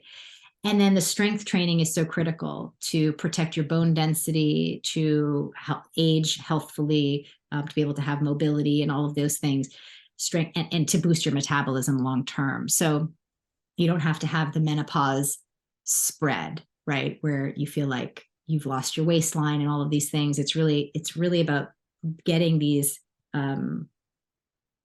get your insulin levels balanced, and heavy strength training. This is what you're going to start practicing in the second half of perimenopause and what you're going to be doing postmenopausally. And for strength training, do you feel like it would be sufficient to just do once or twice a week and then do walking for the rest of the week? It's a good question. I would imagine it depends on how you organize the circuits that you're doing. So, for example, some people like to do upper body strength training one day and legs another day, in which case, sure, it could make sense to split it up into 2 days. You can split that onion many different ways, right? You could say, okay, today I'm just doing biceps tomorrow I'm doing shoulders, next day I'm doing abs. You could do heavy strength training every day. It's just about how you organize your routines. And I really recommend women look for female trainers that are perimenopausal or postmenopausal who know exactly what routines to suggest, because they are the living embodiment of what the correct routines can provide, so that you have a guide to not to, because to figure this out on your own, it's a different like skill set. You know, it's not the same kind of strength training necessarily that you would have done already in your 20s, where it was much easier to build that muscle mass with less intense lifting. Yeah, and I'm so resistant to what I know that I need to move into some kind of strength training, but have a little bit of PTSD from that high intensity, like 3 to 5 times a week that actually. Well, let's be clear. This is not HIIT training. This is not like you jumping on a tall box. This is without a cardio component, heavy training. So that's also an important thing. Cardio, you can consider that in a separate category for yourself when you want to do it whenever you feel like you have the energy. But that's not what's going to help protect your muscle creation and your metabolism. It's slow, heavy lifting without a cardio component. And yeah, I do think that like the HIIT workouts and the boot camp classes, that can be a little traumatizing, especially because most of the time when you were doing that in your 20s, you were likely doing it 50% of the time at the right time in your cycle and it felt good. And then the other 50%, you were doing it in the wrong time of your cycle and it felt really upsetting and disconcerting. And so I appreciate and acknowledge that you may have some negative associations with that, but you can heal that just by knowing that you're doing it at the right time, and that you don't have to, you know, go from one to the other with this sort of like, okay, now I'm just doing this, right? You can still, it's about a transition. Right. In this level 2 perimenopause, it's not, you're not postmenopausal yet. You'll still have some months where you're cycling. And so you'll feel like you'll want to kind of lean back into your cyclical fitness plan. But the months where you're not, just do that heavy strength training and ease up on everything else. And you're going to feel how good it feels. And you can finding an elder to do strength training with too. That's so not who we see, but that's who we should be looking for. 100%. I have my eye on a few. I'm happy to share resources. Yes, please. Yes. Yes, we'd love to share. Yes, happy to share. Okay, well, that's really helpful. So getting into our question. Oh, and then one more thing about perimenopause and your libido and your relationship. Because that's like our next question. Oh, good. I'm psychically, we're in this alignment zone. This is just as vulnerable a time relationship wise as it is postpartum for women. And, you know, we don't have an appreciation of the implications of matrescence, the changing female brain postpartum, and how we all need to make space and hold space for that. There isn't yet an appropriate cultural narrative around that in regards to relationship. And equally so, there is not an appropriate conversation being had about all the brain changes and changes naturally with libido that come with the perimenopause transition that we need to make space for, we need to normalize. You know, and I think that, again, that's something that you want to start having a conversation with your partner about. I wrote about this in the sex chapter in the flow, that actually every luteal phase during your reproductive years is an opportunity for you and your partner to prepare, to practice what it could be like for you during the perimenopause transition. Because the luteal phase, in a lot of ways, has many touch points that are similar to perimenopause at the macro level, right? We're having these rising and falling levels of estrogen and progesterone. We can have some disrupted mood. We can have sort of up and down libido. We can have, you know, different metabolic speeds. We can feel very different quickly. From a libido point of view, we need more foreplay in this time and a longer time to reach our climax during the orgasmic plateau. Similarly, during perimenopause, when you may be in a lower estrogen moment, right? It may take you longer during your orgasmic plateau to reach climax. You may need to bring in a vibrator to get you to the 10, right? You want to just normalize that for your partner. Let him or her know what's going on and just say, hey, this is what's happening. It's all good. We're just going to need to hold some space, make some space. You can ask me questions. Don't hold anything against your partner. Don't expect them to be psychic. Communicate. Transparency and communication will save the day. And just, just be like, hey, I'm not getting there right now. Let's try this. What to expect when expecting dad book for men and partners. Yeah. Receive us. And this is interesting because men also go through andropause. It begins at 25. They make slightly lower and lower levels of testosterone. And a lot of men are taking testosterone these days to compensate for their low T, to help them with their lagging libidos, right? So this is also a problem that men experience too. This is not just special to women. This is just part of the aging process. Aging from an endocrine point of view, I mean, there's many ways to look at aging, but one of the ways you can look at it is that you make lower concentrations of certain hormones, right? So it's a conversation that should be had, and one that should be approached with a lot of patience and curiosity, communication, transparency, and experimentation. You may need to change up a lot of how you're interacting sexually with your partner so that you both can feel satisfied and fulfilled. And why I say use the luteal phase during your reproductive years to practice, not just for you to have patience with yourself, but your partner to build up the sort of practice of taking more time with you, right? That is an important skill for your partner to develop too. And how wonderful that they have that opportunity once a month where they have to put in a little more effort, because when we get to perimenopause, we have to both put in a little bit more effort, and that's normal and okay. And I think what a intimacy building opportunity it is to go through that together, just like it is an intimacy building thing to go through together, the transition to parenthood. It's all a gift, depending on how you approach it. So, make sure you approach it with full information and bringing everybody on board with you. Yeah.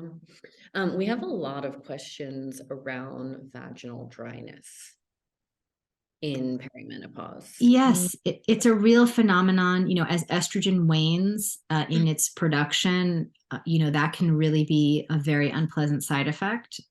There's a product there are a couple products that I think can be really helpful to explore if you're not able to or unwilling to use bioidentical hormones, which a lot of women feel uncomfortable using because of cancer risk and other things, which is extremely reasonable to be concerned about that. I really like a product that a colleague of mine created called Julva, Julva. Really excellent for vaginal dryness. You can also get something from prescription, but it will be hormonal from your doctor. So I definitely wanted to ask you about bioidentical hormones and your thoughts around that. We have so many questions around that and cancer, and I want to get into all of that. Is there anything outside of loop that people can be doing before they're at a phase where they're going to start getting into bioidentical hormones? Are there herbs? Are there any practices, even, for women in their 20s? I feel like herbs like Schizandra can actually change your biology. I'm not an herbalist, but I have heard that Schizandra can be really helpful. Shatavari can be really helpful. Particularly about Shatavari too, because it's one of my favorite. I really particularly like that one too. I think Vitex is an unsung hero of women's health from an herbal point of view, because it supports pituitary function. So I think it's a really beautiful herb to add into your perimenopause journey. It's going to help slow the transition down. I think that's the other thing to keep in mind, is that women today are going through the transition very quickly, very abruptly, because of the stress, because we're not micronutrient rich and we're micronutrient depleted, you kind of crash into, all of a sudden you're making lots of FSH, you're not ovulating, estrogen drops, and it feels like this huge adjustment period, vaginal dryness, where it should feel very, very slow. You should have so much spaciousness and time before all of this happens.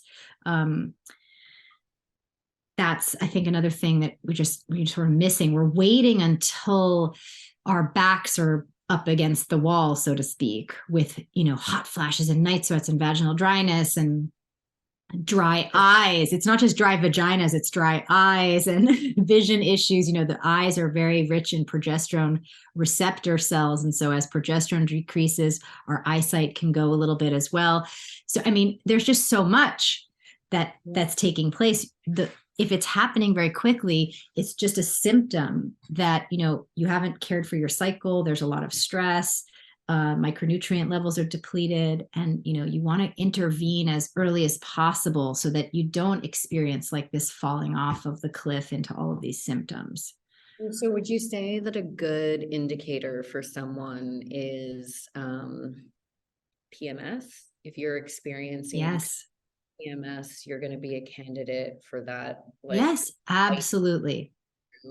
And if you are not experiencing PMS regularly, then you're probably doing things and you're going to have that more spacious, yes, graceful. Yes. Excellent point to make, that, your luteal phase, like I said, has so many connections to perimenopause as a phase itself, and how you're experiencing your luteal phase, if it's highly symptomatic, is a great indicator of what's to come during perimenopause. So it's really important, if you're in your 20s, 30s, before 35, ideally, but even before 40 is okay.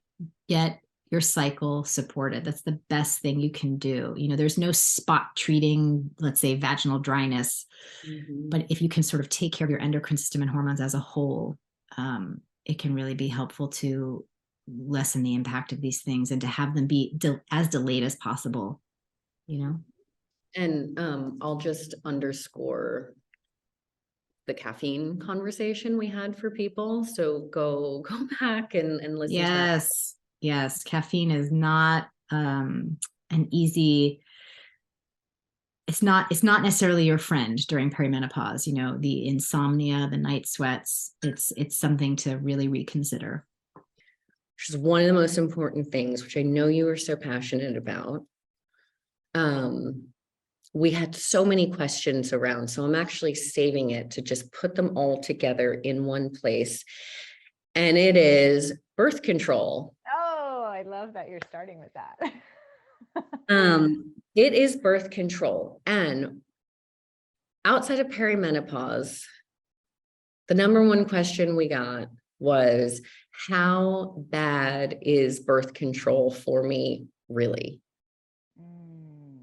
Okay. Well, I'm not here to say that it's good or bad. What I'm here to do is give you some facts, and then you have to filter that through your own system to see what's right for you. So here are the facts. The synthetic hormones in any of these formats, whether it's the pill or the ring or the implant or the injection, whatever it is, those shut off ovulation and menstruation. So you do not ovulate, you do not have a cycle. But you could say, but Alisa, I have bleeding once a month, so I'm having a cycle. And I will say, no, you're not having a cycle. You're just having some breakthrough bleeding as your uterus kind of adjusts to this very odd situation where it's not allowed to 3D print that extraordinary organ of the endometrium every month. So it's kind of just this like little bit of stimulation you're getting because you're getting some low dose of estrogen. There's some initiation around the endometrial buildup, but it's not very much.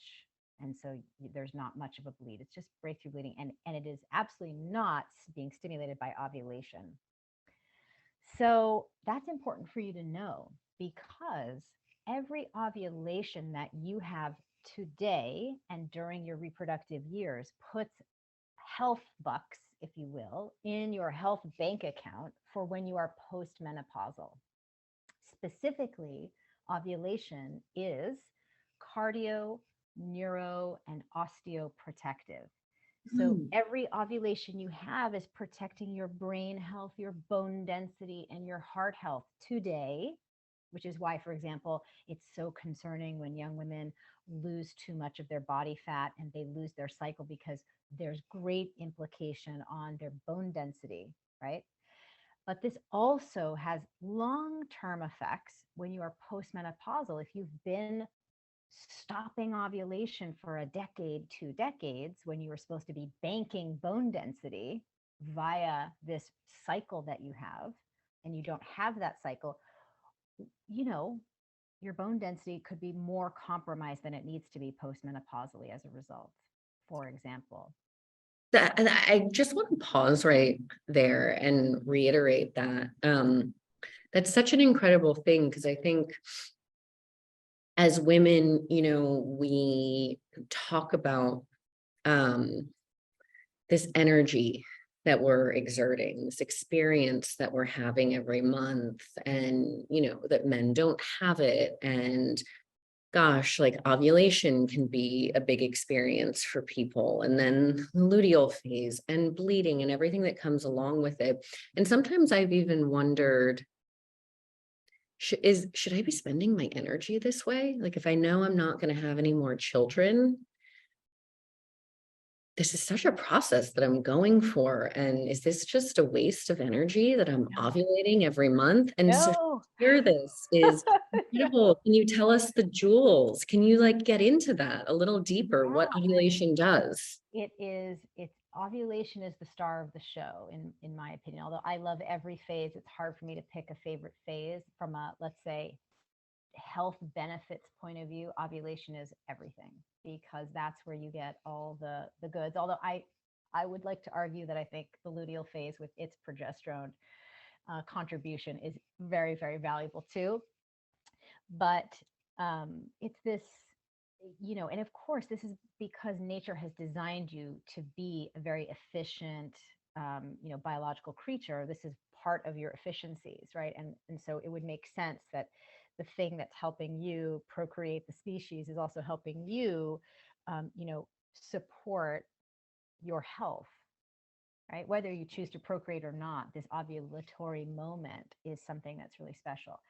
The other thing to know about synthetic birth control is that it is very micronutrient depleting, meaning your liver has to process those synthetic hormones, and it's going to pull micronutrients from your system in order for it to deal with this, right, in greater capacity than it would if it was just processing your own hormones. In addition, it is gut microbiome disruptive, which is a problem because, for example, there were studies done that show that women who while they're onboarding, so their initial month or two when they're on synthetic forms of hormone replacement, they have a huge increase in the risk of depression. And oftentimes women are put on this medication alongside an SSRI to compensate for that. But that's all stemming from, two things. One, we're massively downgrading the concentration of estrogen that you have circulating in your brain. Estrogen is a very buoyant, feel good, positive, emotion enhancing hormone. So you're taking that down to, it's it's low levels, um, and and then you have the gut disruption as well, which also is a big part of sort of your serotonin production. So the 1-2 punch of this is just really hard for a lot of women's mental health. But it's never sort of called out like, oh, it's this medication doing this to you. It's like, well, you know, maybe you need to try something else, add another it's not clear that this is something that a woman could maybe opt out of.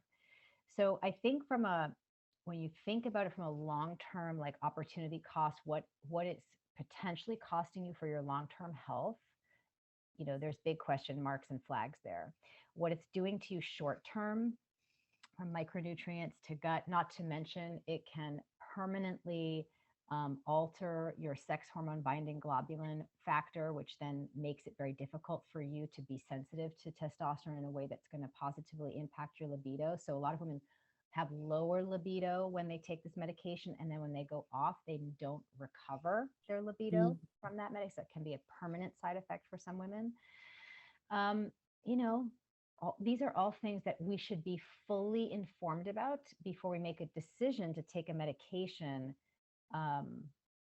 that is very, very profound, because, you know, your hormones affect, I mean, if you are on this medication, a book I always recommend everyone read if they're taking any form of synthetic birth control is by Dr. Sarah Hill, and it's called Your Brain on Birth Control, because there's this other major implication, which if I sum up the book, it's you're not you when you're on that medication, because it so profoundly impacts your brain chemistry, right? And I've witnessed this in my own practice. I mean, I remember having a woman, she was on the pill, on SSRIs because she was on the pill, was sort of lost in her life, in a relationship she wasn't happy in a job she wasn't happy in, and she just was also having a lot of symptoms. And so she eventually worked on transitioning off the medications with her doctor, with changing diet, all the things that we talk about. And then, you know, we were wrapped up with our work, and a month or two later, I got an email from her, and the subject was Hi from La La Land. And I was like, what is this? I opened up the email, and inside she was just recounting what had happened since her last appointment. And she had been 2 months, well, after 30 days of being off the medications, she started to reconnect with this talent that she forgot all about, of screenwriting or writing, creative writing. She left her fiance, quit her job, moved to LA, and landed a gig writing for one of her favorite TV shows. And she goes, I would never have accessed this person that I am if I was still in that situation with those medications. And I mean, that's not the last time I saw dramatic changes of that. So I think it's a really important read. Dr. Sarah Hill, Your Brain on Birth Control. Take a look if you're on that medication, aside from the health implications, short and long term, and all the micronutrients and all of that. You may be willing to tolerate those things, perhaps, but I don't know if you'd be willing to tolerate the personal disconnect that it might be costing you. And I think it's worth looking at. So then your natural next question would be, well, what do I do to prevent pregnancy? It would, but can I sneak one in before we ask that natural next question? I have read about it altering your pheromones.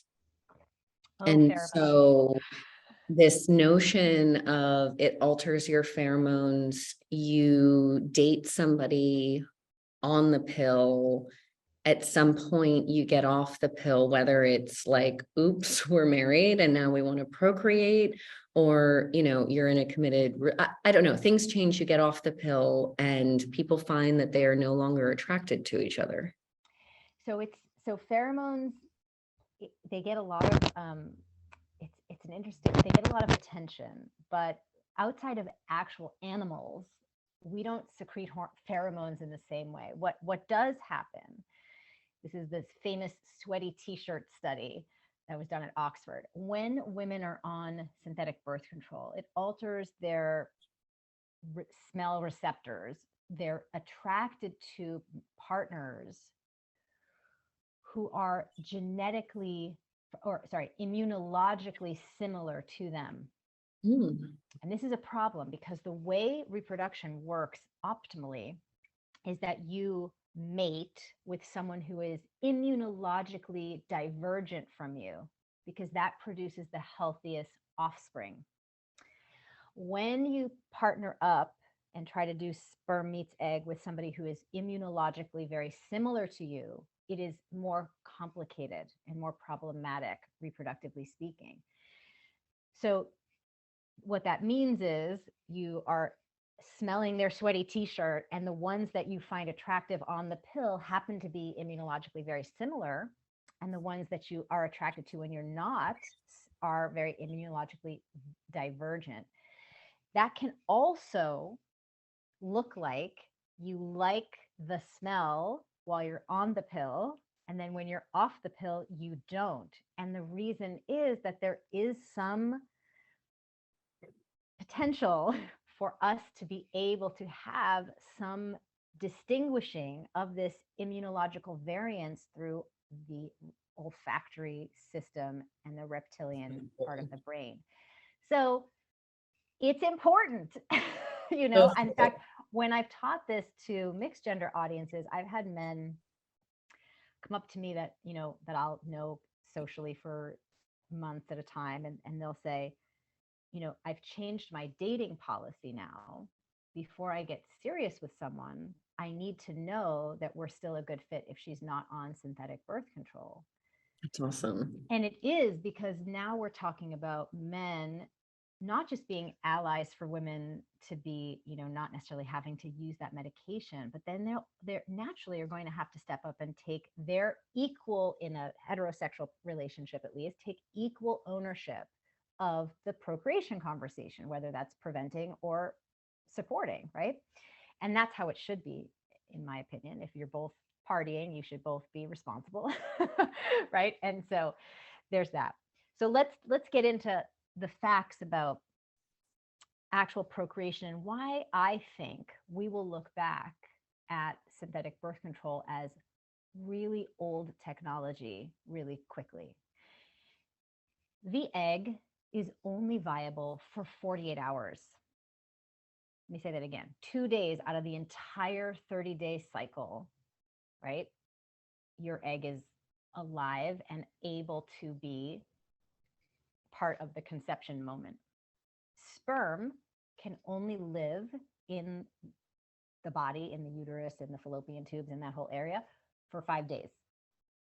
Which means if you just do some simple math, 5 plus 2 equals 7, 7 days out of the 28, 38, 30-day cycle are your, let's say, window of opportunity for pregnancy, whether you want to actually get pregnant or whether you want to prevent pregnancy. So let's talk about in the case of preventing pregnancy. Really what this means is that first and foremost, it is overkill to be using a medication that shuts your entire hormonal production down every single day to cover this 7-day window, right?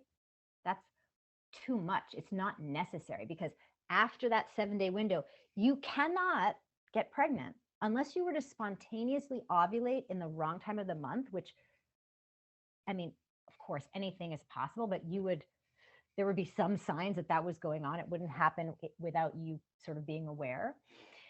It's extremely, extremely rare. It's impossible. And for those women who are trying to conceive and struggling with that, you know how small the window is for conception. Okay. So this, again, it's just the same kind of toxic mythology we were talking about before around menstruation and how, we all normalize this idea that it's supposed to be painful and symptomatic, and that's not true. It's not based on facts. Or the diet industry, and how we should take care of ourselves, it's not based on facts, it's based on this cultural mythological narrative. So is this also, where you could get pregnant at any time and that you must be fearful to the point where you would take a medication that shuts off all hormonal production every single day to cover this 7-day window. It just, it's old tech, especially because, now we have devices, we have biometric things that we can use to measure with accuracy, real accuracy, if you are actually ovulating, whether that be an app like Daisy, which uses your basal body temperature, or something like Prove or Mira, where I think one of them, you have urinating on a strip and it's connected wirelessly to an app. So it's tracking. So you can pee on a strip every day and you'll know which 2 days you're fertile, right? From an egg point of view.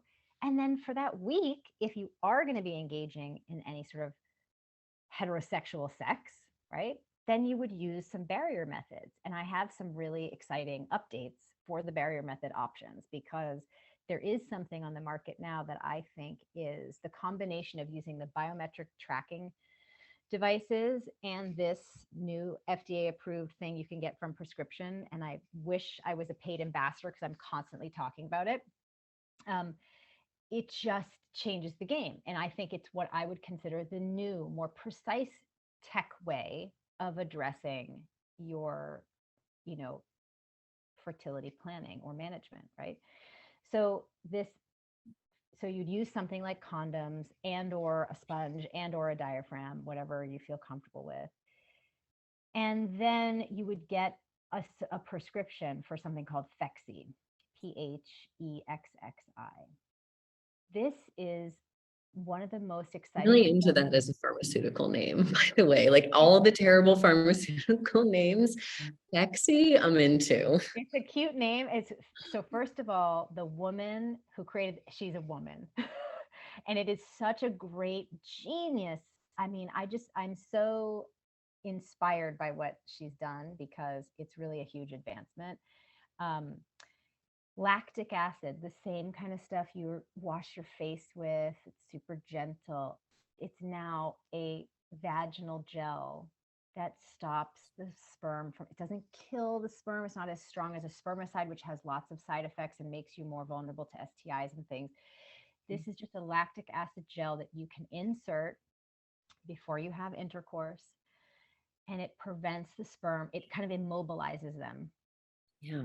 Right. Cool. And then you don't have to, it just dissolves and everything comes out with it. You don't have to worry about it. You kind of set it, forget it. It's natural, no side effects, no hormones. I mean, expletive, brilliant. Okay.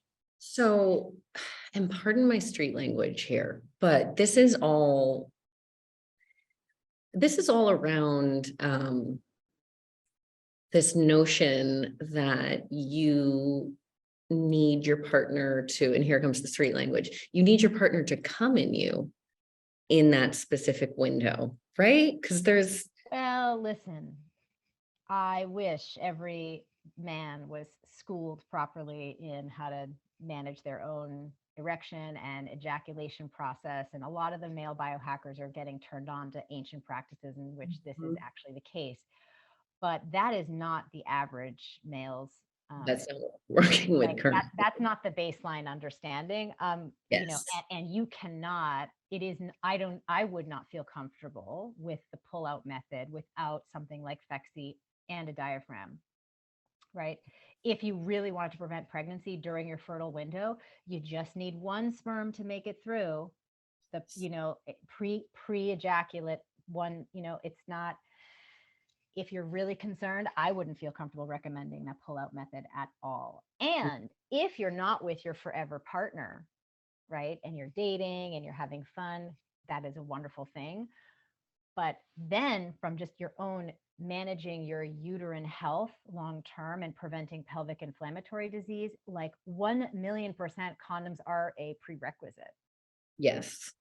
And yes. I think that that's something that has really shifted with the use of synthetic birth control, again, putting the burden on the female partner, not only to totally manage the pregnancy prevention side of things chemically, but then to have that be sort of an excuse not to use that added layer of protection, which I just find really feeds into the sort of cultural problem where men don't feel like they have a role to play. And I do think that everyone should be protecting their products, you know, whether it's your sperm product or your uterus zone, you have to do what you need to do to cover that and keep that healthy for the long term, you know, and that's both parties have to participate. But from your point of view, the female point of view, you can use a biometric device to track ovulation with extreme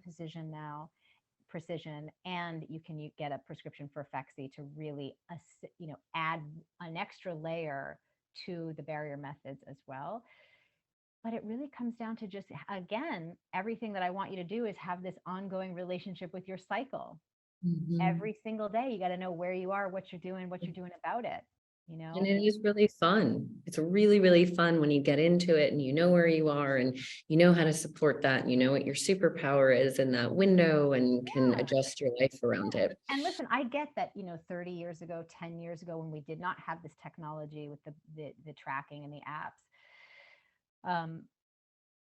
yes, that would feel a lot more burdensome to a woman to try to, write that all down on a chart and keep track. And what if you forgot a day? And oh my goodness. And so now we're in a much different place. And that's why I think within a handful of years, we're going to look and say this birth control pill is just, it's just older tech and it's time for an upgrade. And I think this upgrade is much more precise and with less side effects. And that's a good. So I had another personal question actually around neem oil, which is maybe like the plant works very differently, but maybe like the plant lovers version of Phexi.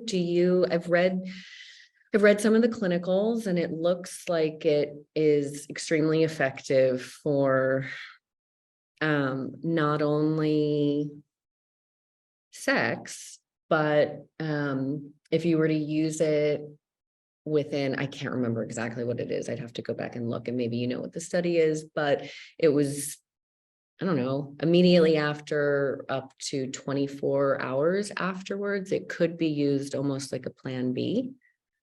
Oh, I am not aware of the neem oil I'm going to conversation. send it to you because I've been using it with, and if people are into it, once we get your blessing, if people are into it, I can maybe just share a link for, there's a lube injector and neem oil is, I get an organic cold pressed neem oil. I mean, the one caveat there is that it is extremely pungent and something that I can smell. And I really have just used it in kind of like a plan B scenario.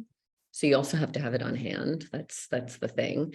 But you can smell it for days after. I don't know anything about that. And, I think that depending on, first of all, I think anyone who would want to go down that road should just absolutely consult a licensed herbalist who can speak to that with authority, and then I still would prefer, like knowing with precision where I am in my cycle. Am I ovulating? Using barrier methods. It's always just so much better to be proactive than reactive. Yes. So. Yeah. Okay. And then we have a lot of people asking how to get off hormonal birth control and how to heal from it. Yes. And a lot of people where they've gotten off and their cycle has still not returned years later. So first and foremost, kind of factor in how long you were on it.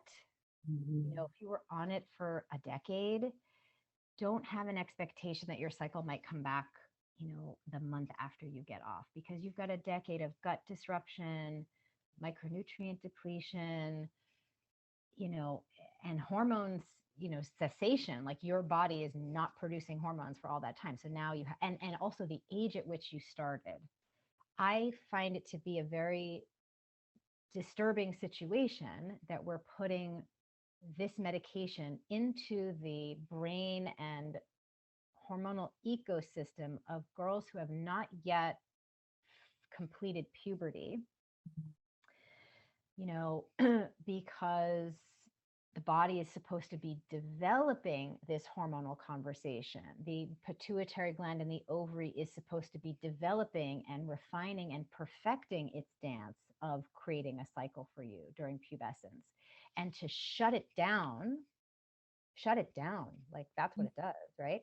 And then 2 decades later, to expect that you would then go off of this medication in your mid 30s and then like magically quickly recover your cycle and be perfectly fertile, that's a big ask. And we have no studies to show if that is 100% something we can expect. And I think that that's another thing to consider, whether you're, especially if you're a mom and you have a young teen daughter who has cramps and acne, what a great opportunity to swoop in, teach her the cycle syncing method, show her what it looks like to care for herself cyclically, and to give her a taste of what it looks like when she cares for her hormones, because she's going to see those symptoms go away, right? Then that's it. Then you've given her the keys to her own ignition, and she'll know whatever comes up, she has agency, she can handle it, she can take care of herself, she can improve this situation, right? That's a trajectory shifting opportunity, as opposed to facilitating a relationship of,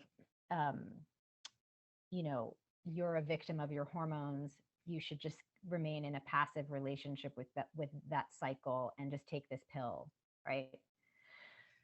Totally different trajectory.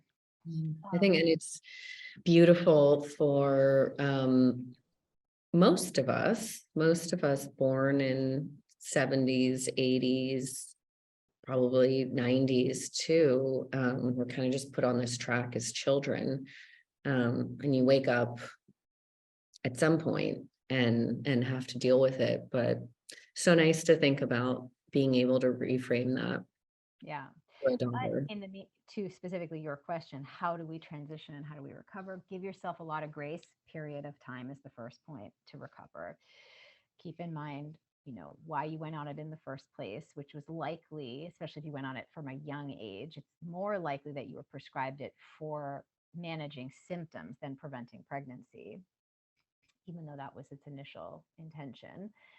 And recognize that whatever those problems were, whatever that hormonal imbalance was, it's kind of been getting more and more entrenched in your body over time because you've done nothing about it all these years, right? So we have to clean up the endocrine system. We have to replenish micronutrients, and we have to give it the ingredient of time, right? Mm-hmm. Changing the inputs over time equals recovery, right? So what I always recommend people do, and there's a free resource we have, we cheekily call it birth control rehab. So it's a free report you can download, sort of a guide of how we suggest that you do this. First and foremost, you have to talk to your gynecologist and let him or her know that this is your intentions, what you want to do, because this is serious medication. You need to be monitored. Okay. And then you would prepare yourself, ideally for 3 months. In my perfect world, you'd give yourself 3 cycles while you're still on the medication. You'd get on the balance supplements. You would start really dialing in your nutrition, right? You can't cycle sync during the time that you're taking the pill because you don't have a cycle, but you can at least make sure that you're eating to protect insulin and glucose levels, and to keep cortisol balanced, and make sure that you're eating enough things to help your liver break down, all the different synthetic hormones in your body, just to really get your body prepped, right? And replenish those micronutrients.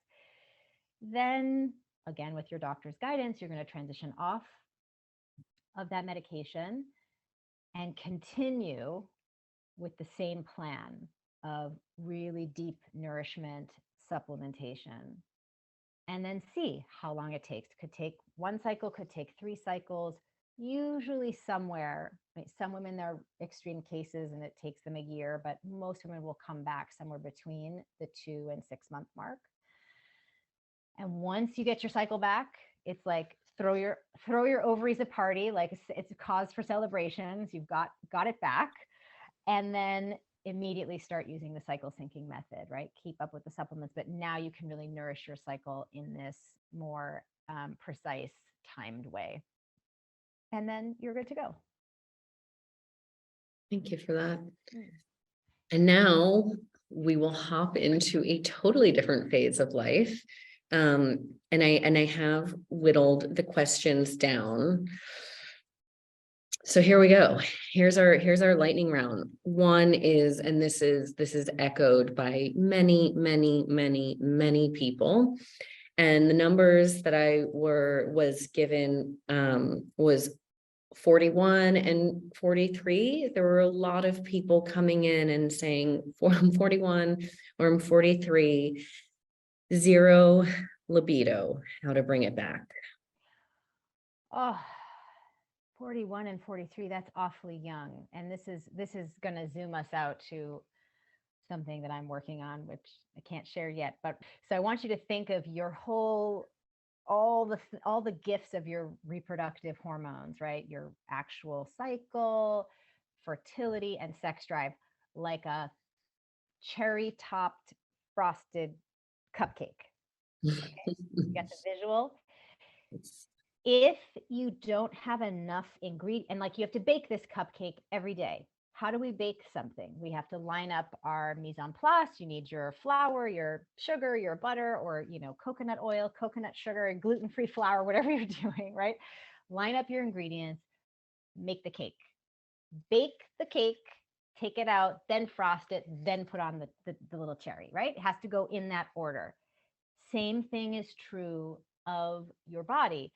Every day you have to eat things that nurture your cycle. If you do that, then you get the frosting and the cherry. If you don't have enough flour, if you don't have enough coconut oil, if you're out of coconut sugar and you can't make enough of your estrogen and progesterone and you're throwing off your FSH and insulin's all over the place, what is going to happen to your cupcake tin, muffin tray? It's going to look like either unfilled, or it's not going to bake right, or you're just not going to have your muffin. Your cupcake is not going to come out. And then where are you going to put the frosting? Nowhere. It's not even going to be available. And there is also no cherry, right? Mm-hmm. So if your cycle is not supported, your fertility is compromised and your libido will go. And in fact, your libido is sort of like the advanced team. If she's not around, you should be concerned because again, just sort of order of priority. Things are, you're depleted, right? Now, concerned, like, don't be in a panic. I'm just saying you should care that you have a sex drive. And this also speaks to what I think is a crisis of accelerated hormonal aging among women. Because what's supposed to happen as we get older is that we're supposed to have an increase in sexual desire. Let me just say that again. Please say it again. What's supposed to happen as you get older is you're supposed to be more interested in sex, not less. But then, Alisa, why is it that women 41 and 43 are having this crisis? Well, we're so depleted. I mean, the average woman, by the time she's 41 or 43, has been on birth control, has lived a life of bouncing from caffeine highs to alcohol lows to sugar to get her through the day, to maybe having children and going through that whole massive micronutrient depleting experience without proper recovery postpartum, and stress at work and all of that, and mismanaging her exercise, over exercising, under eating. And then by the time you're 41 and 43, you have the hormonal levels of someone who's a decade older and your libido is MIA. Mm-hmm. And that's really what's going on. This doesn't just happen out of nowhere. This is not like, oh my God, where did it go? Well, let's look back on the trail at the breadcrumbs that you left along this journey that has gotten you here. And that's an important thing for you to look at, not because I want you to feel badly about it, but because I want you to do something about it. You can 100% change all those things, right? You can't change what happened in the past. You can't go back in time and undo them, but you can start to get really committed to deeply nourishing yourself. And hopefully, because you still have your cycle, you can immediately start synchronizing absolutely everything about your food and your fitness with your cycle to reduce stress, support your metabolic health so that your libido can come back, and so that you can protect your cycle for as long as possible, right? A lot of women are entering their postmenopausal years also earlier than they should, right? The average age is 52, but in certain communities where women are living a little bit more of this higher stress lifestyle, and sometimes it has nothing to do with where they're living or how they're living, it's just chemical exposure and other things, they're having their last bleed at 47, 48. That's a lot earlier. And you, again, you want every ovulation you can get for as long as you can have a cycle. So can you tell us why, as you get older and you're healthy, sex drive should increase? Well, in an ideal situation, you would be taking care of yourself in such a way where you are eating. So, for example, postmenopausally, what will you find Alisa doing and taking care of herself postmenopausal? I will be intermittent fasting like a champion, and I will be heavy. I will just basically be walking, swimming, and heavy weight training. That like borderline professional, semi-professional bodybuilding. Like that's what it is, right? For mobility, for strength, and for bone density protection, and for some testosterone support, right? Because those muscles will help offset some of the testosterone production as well. So we're supposed to have less fluctuations with our testosterone because we've stopped this testosterone that matches the cyclical patterns where it's up and then it's down, right? And instead we're going to have like a new constant normal level of testosterone. So you can feel equally in the mood every single day postmenopausally versus during your reproductive years. Some days you're very much in the mood and other days you're very much not in the mood, as we talked about earlier, right? So there's this increase in, even though your hormone levels are slightly lower, because they're the same every day, you may have access to a new constant level of sexual desire that you haven't had before. Oh. Right? I've never really heard that, and it's thrilling to hear that from you. It's fun. There's so many gifts to the Fun. postmenopausal time. I mean, it's a powerful time. Every moment, every hormonal pivot in your journey as a woman is so beautiful and exciting and perfect. We just have to be given the right roadmap to optimize it and to understand how to take advantage of it. It's really just comes down to that. Yeah. Will you be supplementing with hormones? Likely not, just due to family history and things. I probably would not be going down that road. And also my own personal, reaction to things. I'm extremely sensitive. I just don't think that that's going to be something that I'm choosing to do. Yeah. Okay. I'll keep you posted. Please, we will definitely as of right now, no. over the years to come. So we'll see if that evolves. Okay, we had a few people asking what hormones cause melasma. Well, pregnancy hormonal changes can make the skin have all sorts of reactions.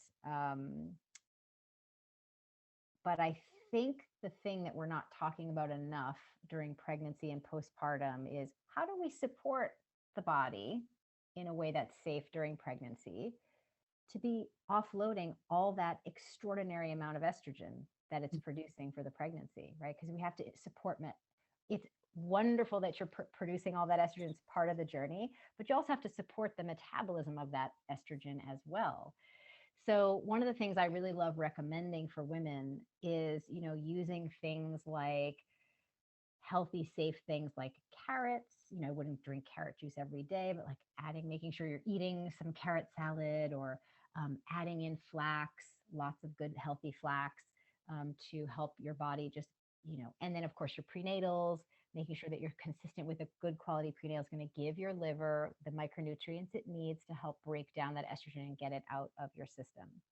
I think women who are more vulnerable to this melasma are likely going to see that they, again, you're struggling with PMS, you're struggling with estrogen dominance pre-pregnancy, right? So if you know that in advance, before you get pregnant, before you even think about getting pregnant, again, dial in your estrogen elimination support earlier. See if you can really get that organized so that when you do head into pregnancy, your body knows what to do. You've already cleaned things up to a certain extent. And so just quickly, if we were to say your top tips for properly excreting estrogen, it would be to support the liver. You mentioned VTEX and DIM. You cannot take DIM during pregnancy, so I wouldn't say that. No, but just In prior and general- anyone post. Yeah, in general, I would say, so when you're not pregnant or lactating or breastfeeding, you can use things like DIM. You can use things like dietary fiber, so flax, chia, psyllium. Gut health is essential, so good probiotics, prebiotic fiber, and then lots of cruciferous vegetables, and potentially considering sprouting your own broccoli seeds, for the sulforaphane. All of those things can be really, really helpful. Okay, great. And then I'm going to put this question here because you may have a similar answer. Rebalancing hormones after birth, and these were all different, several people, but probably going to take us to the same place: birth, miscarriage, and abortion. So let's start with postpartum.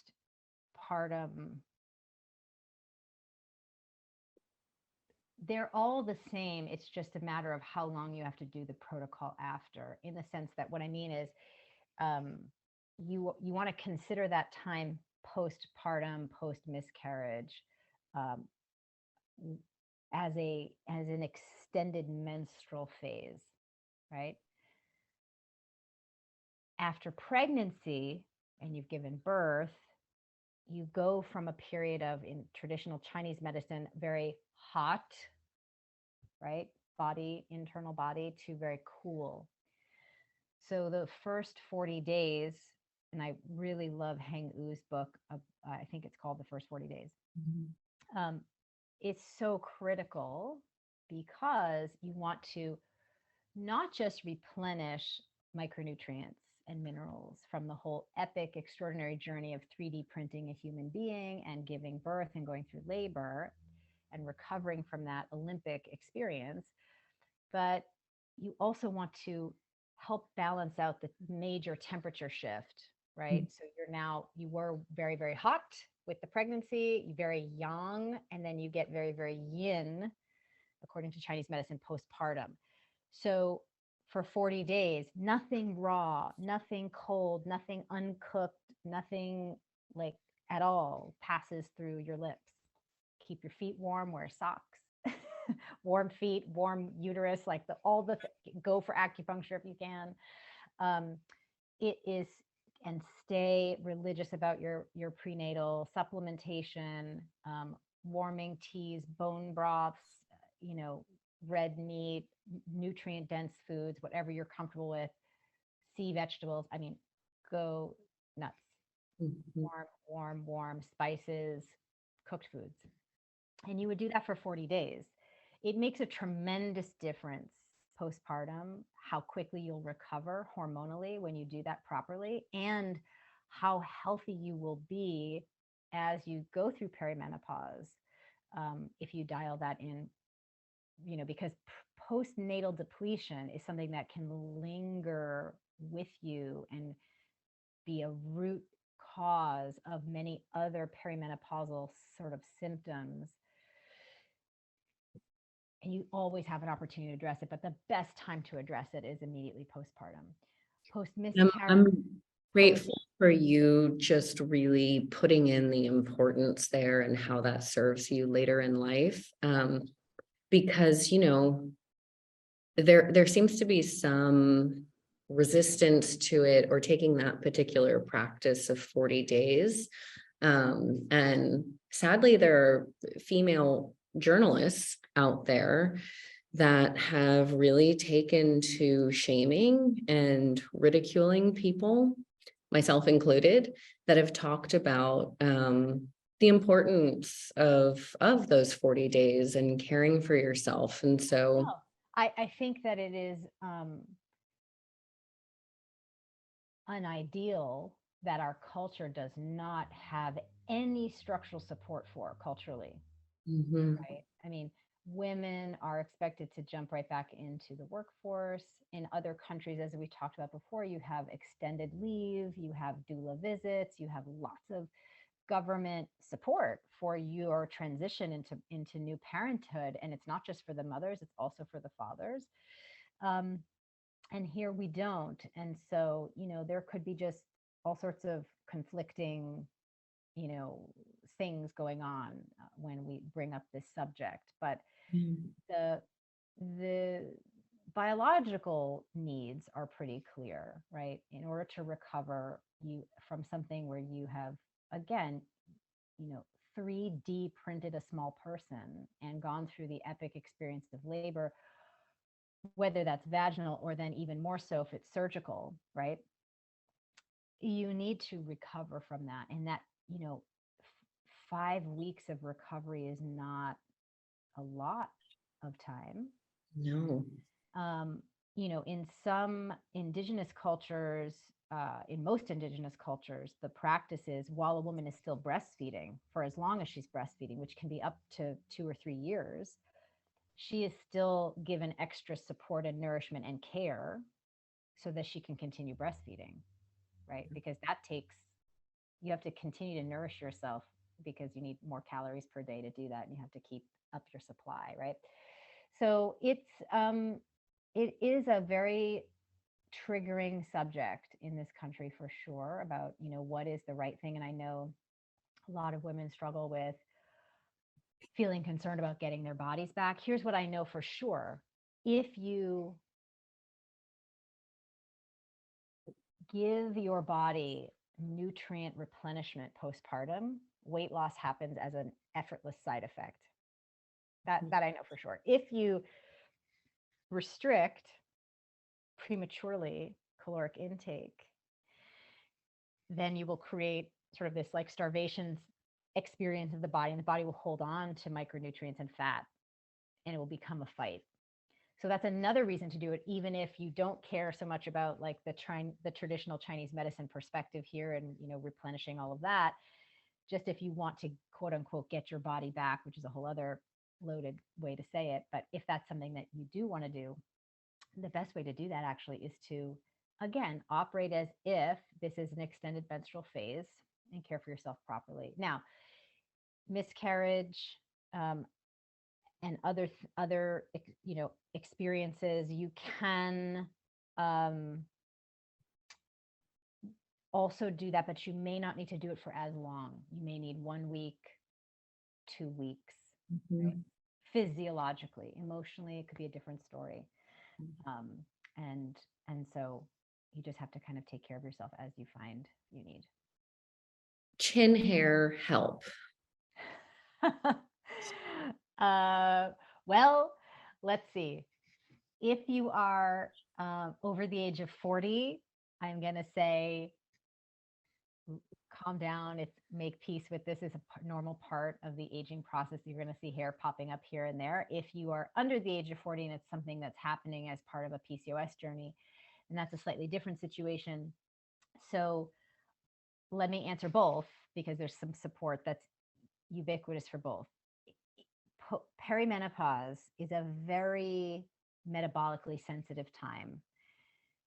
PCOS is a very metabolic sensitive condition. So we can have some shared learnings here. So the thing that drives excess androgen effects in the body is mismanaged blood sugar. And the thing that makes perimenopause more symptomatic is mismanaged blood sugar. That can include night sweats, hot flashes, and chin hair. So in both cases, what I would say is give yourself a month on a continuous glucose monitor and really figure out which macros are okay for you in this time of your life and keep your blood sugar stable. That's step 1. Step 2 is get on a good zinc supplement with a copper balancing it out. Zinc has a really great, let's say, opposing effect to the androgen impact. And then if you wanted to take it a step further, you could also use an herb like saw palmetto to help with that too. Okay, great. PMDD. So there was a there were a few questions on either side. One is PMDD, some natural ways to alleviate, but I think well, you tell us, but I think you might go back to what we've been talking about in general, is taking care of your cycle. Yeah, well, yes, but PMDD is a very complex situation. And I think that there needs to be much more research to really help these women. I also want to say that oftentimes women with PMDD can be misdiagnosed with bipolar disorder and thinking that's what they have, and they're treated for bipolar when in fact it actually could be PMDD. So it's really important to go and look at the differences. There really can be one or two key differences between the two. So it's important to see if your symptoms are cyclical in nature. And then again, although we need more studies, I think anything that helps in the luteal phase, where women who have PMDD feel the most symptomatic, anything that's going to help you keep your blood sugar level stable there is really going to support a more stable mood. So again, making sure that you're getting your macros correct there could be really helpful. And then as well as, supporting yourself with micronutrients to help your overall health, omega-3 fatty acids as well. But, that is a subject that I think requires a lot more diving into, and more research should be done on their behalf. And we had a couple of people ask about, and again, it sounds like we need more research, but if you knew anything about a PMDD and histamine connection. Oh, I think the world of histamines is fascinating. Histamine reactions are fascinating. I think that it's so interesting to me that is an increasing problem. I always like to understand, well, why is that what's going on environmentally or dietarily with our food system that's an increasing problem, or is there something shifting with our gut microbiome as a cohort that's making us, more susceptible to these issues? So I'm just, I find that so fascinating. I have heard that there can be a connection there. I don't think it always has to be there, but again, this is just the tip of the iceberg and more research is needed. Yep. I couldn't give you any sort of concrete information. Okay. And then,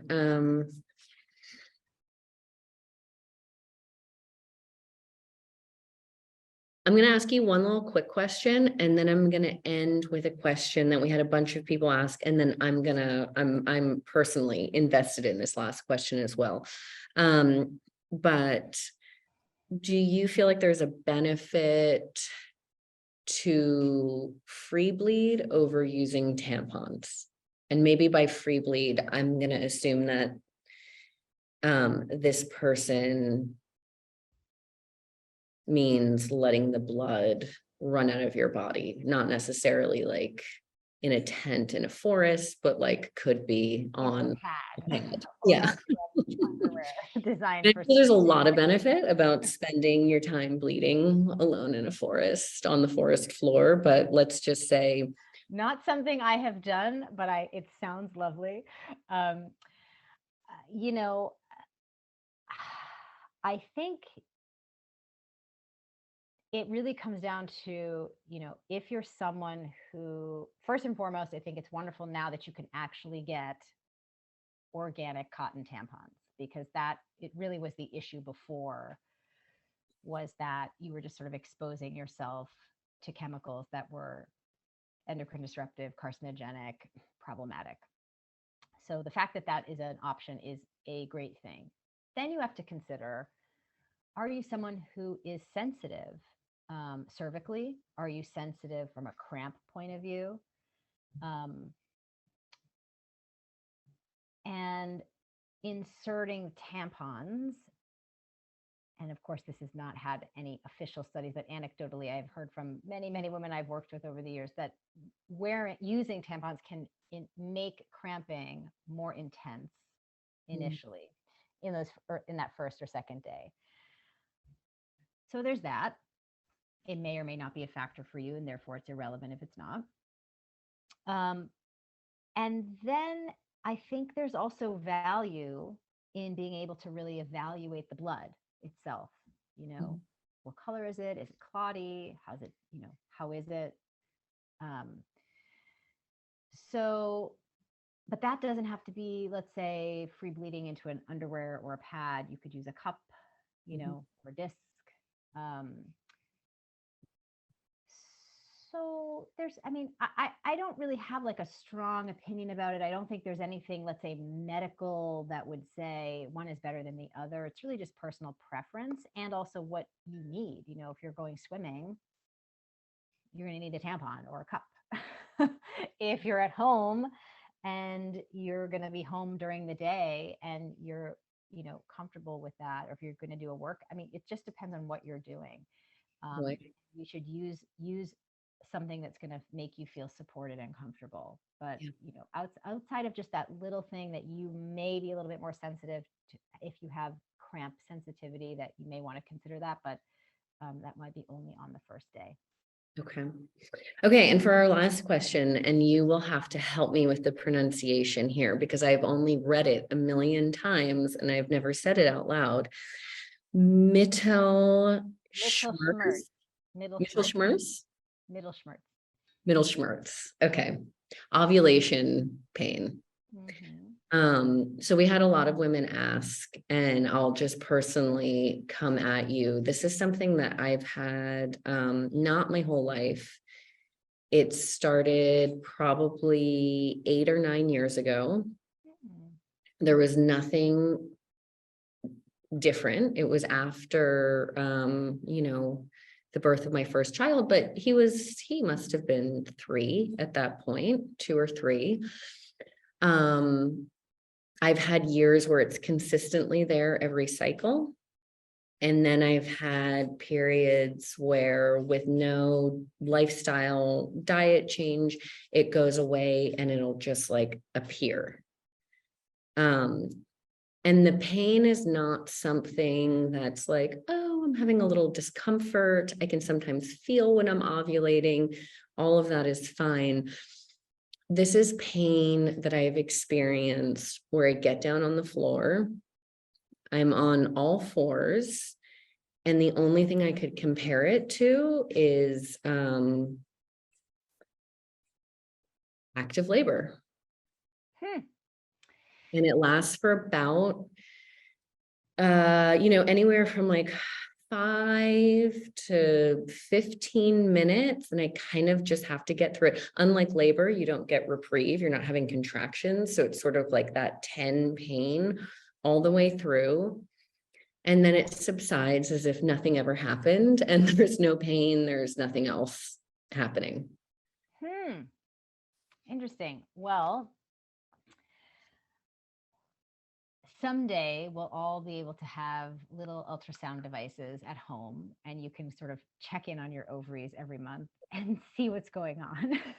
Because it would be very interesting. And of course, it's impossible for you to know, you know, were you having a very small cyst that was, you know, present on the ovary at that time? Well, I've gone to check because this is obviously so troubling, and I've been asking people for years and going to look. And so I've had so many ultrasounds and I don't have any cysts, and I never have any signs of a cyst that burst. Great. Okay. So you know, and again, I'm hearing your specific case, but I also want to sort of answer the general question for people. Things to think about would be, is there the presence of any cyst, right? Are there any fascial adhesions that have cropped up that are creating some sort of limitation in the movement of the ovary of the fallopian tube, right? Which can come from undiagnosed endometriosis, could be some sort of, you know, scar tissue from birth, pregnancy, fibroids being such a common factor. Again, I don't think that's the case in your situation, given that you've had things evaluated, but a lot of women also have fibroids that are sort of creating structural pressures internally to their reproductive organs. So I think there's that. And then of course, The other thing is just the degree to which your body is able to break down estrogen as efficiently as possible during that moment where estrogen is surging in this peak way in such a short period of time. Mm. So it's really looking at all of those things to see what is going to make the difference for you. You know, you might need to very proactively leading up to ovulation get really into your, you know, broccoli sprouts, dandelion tea 3 or 4 times a day, you know, much more flax and other types of fiber.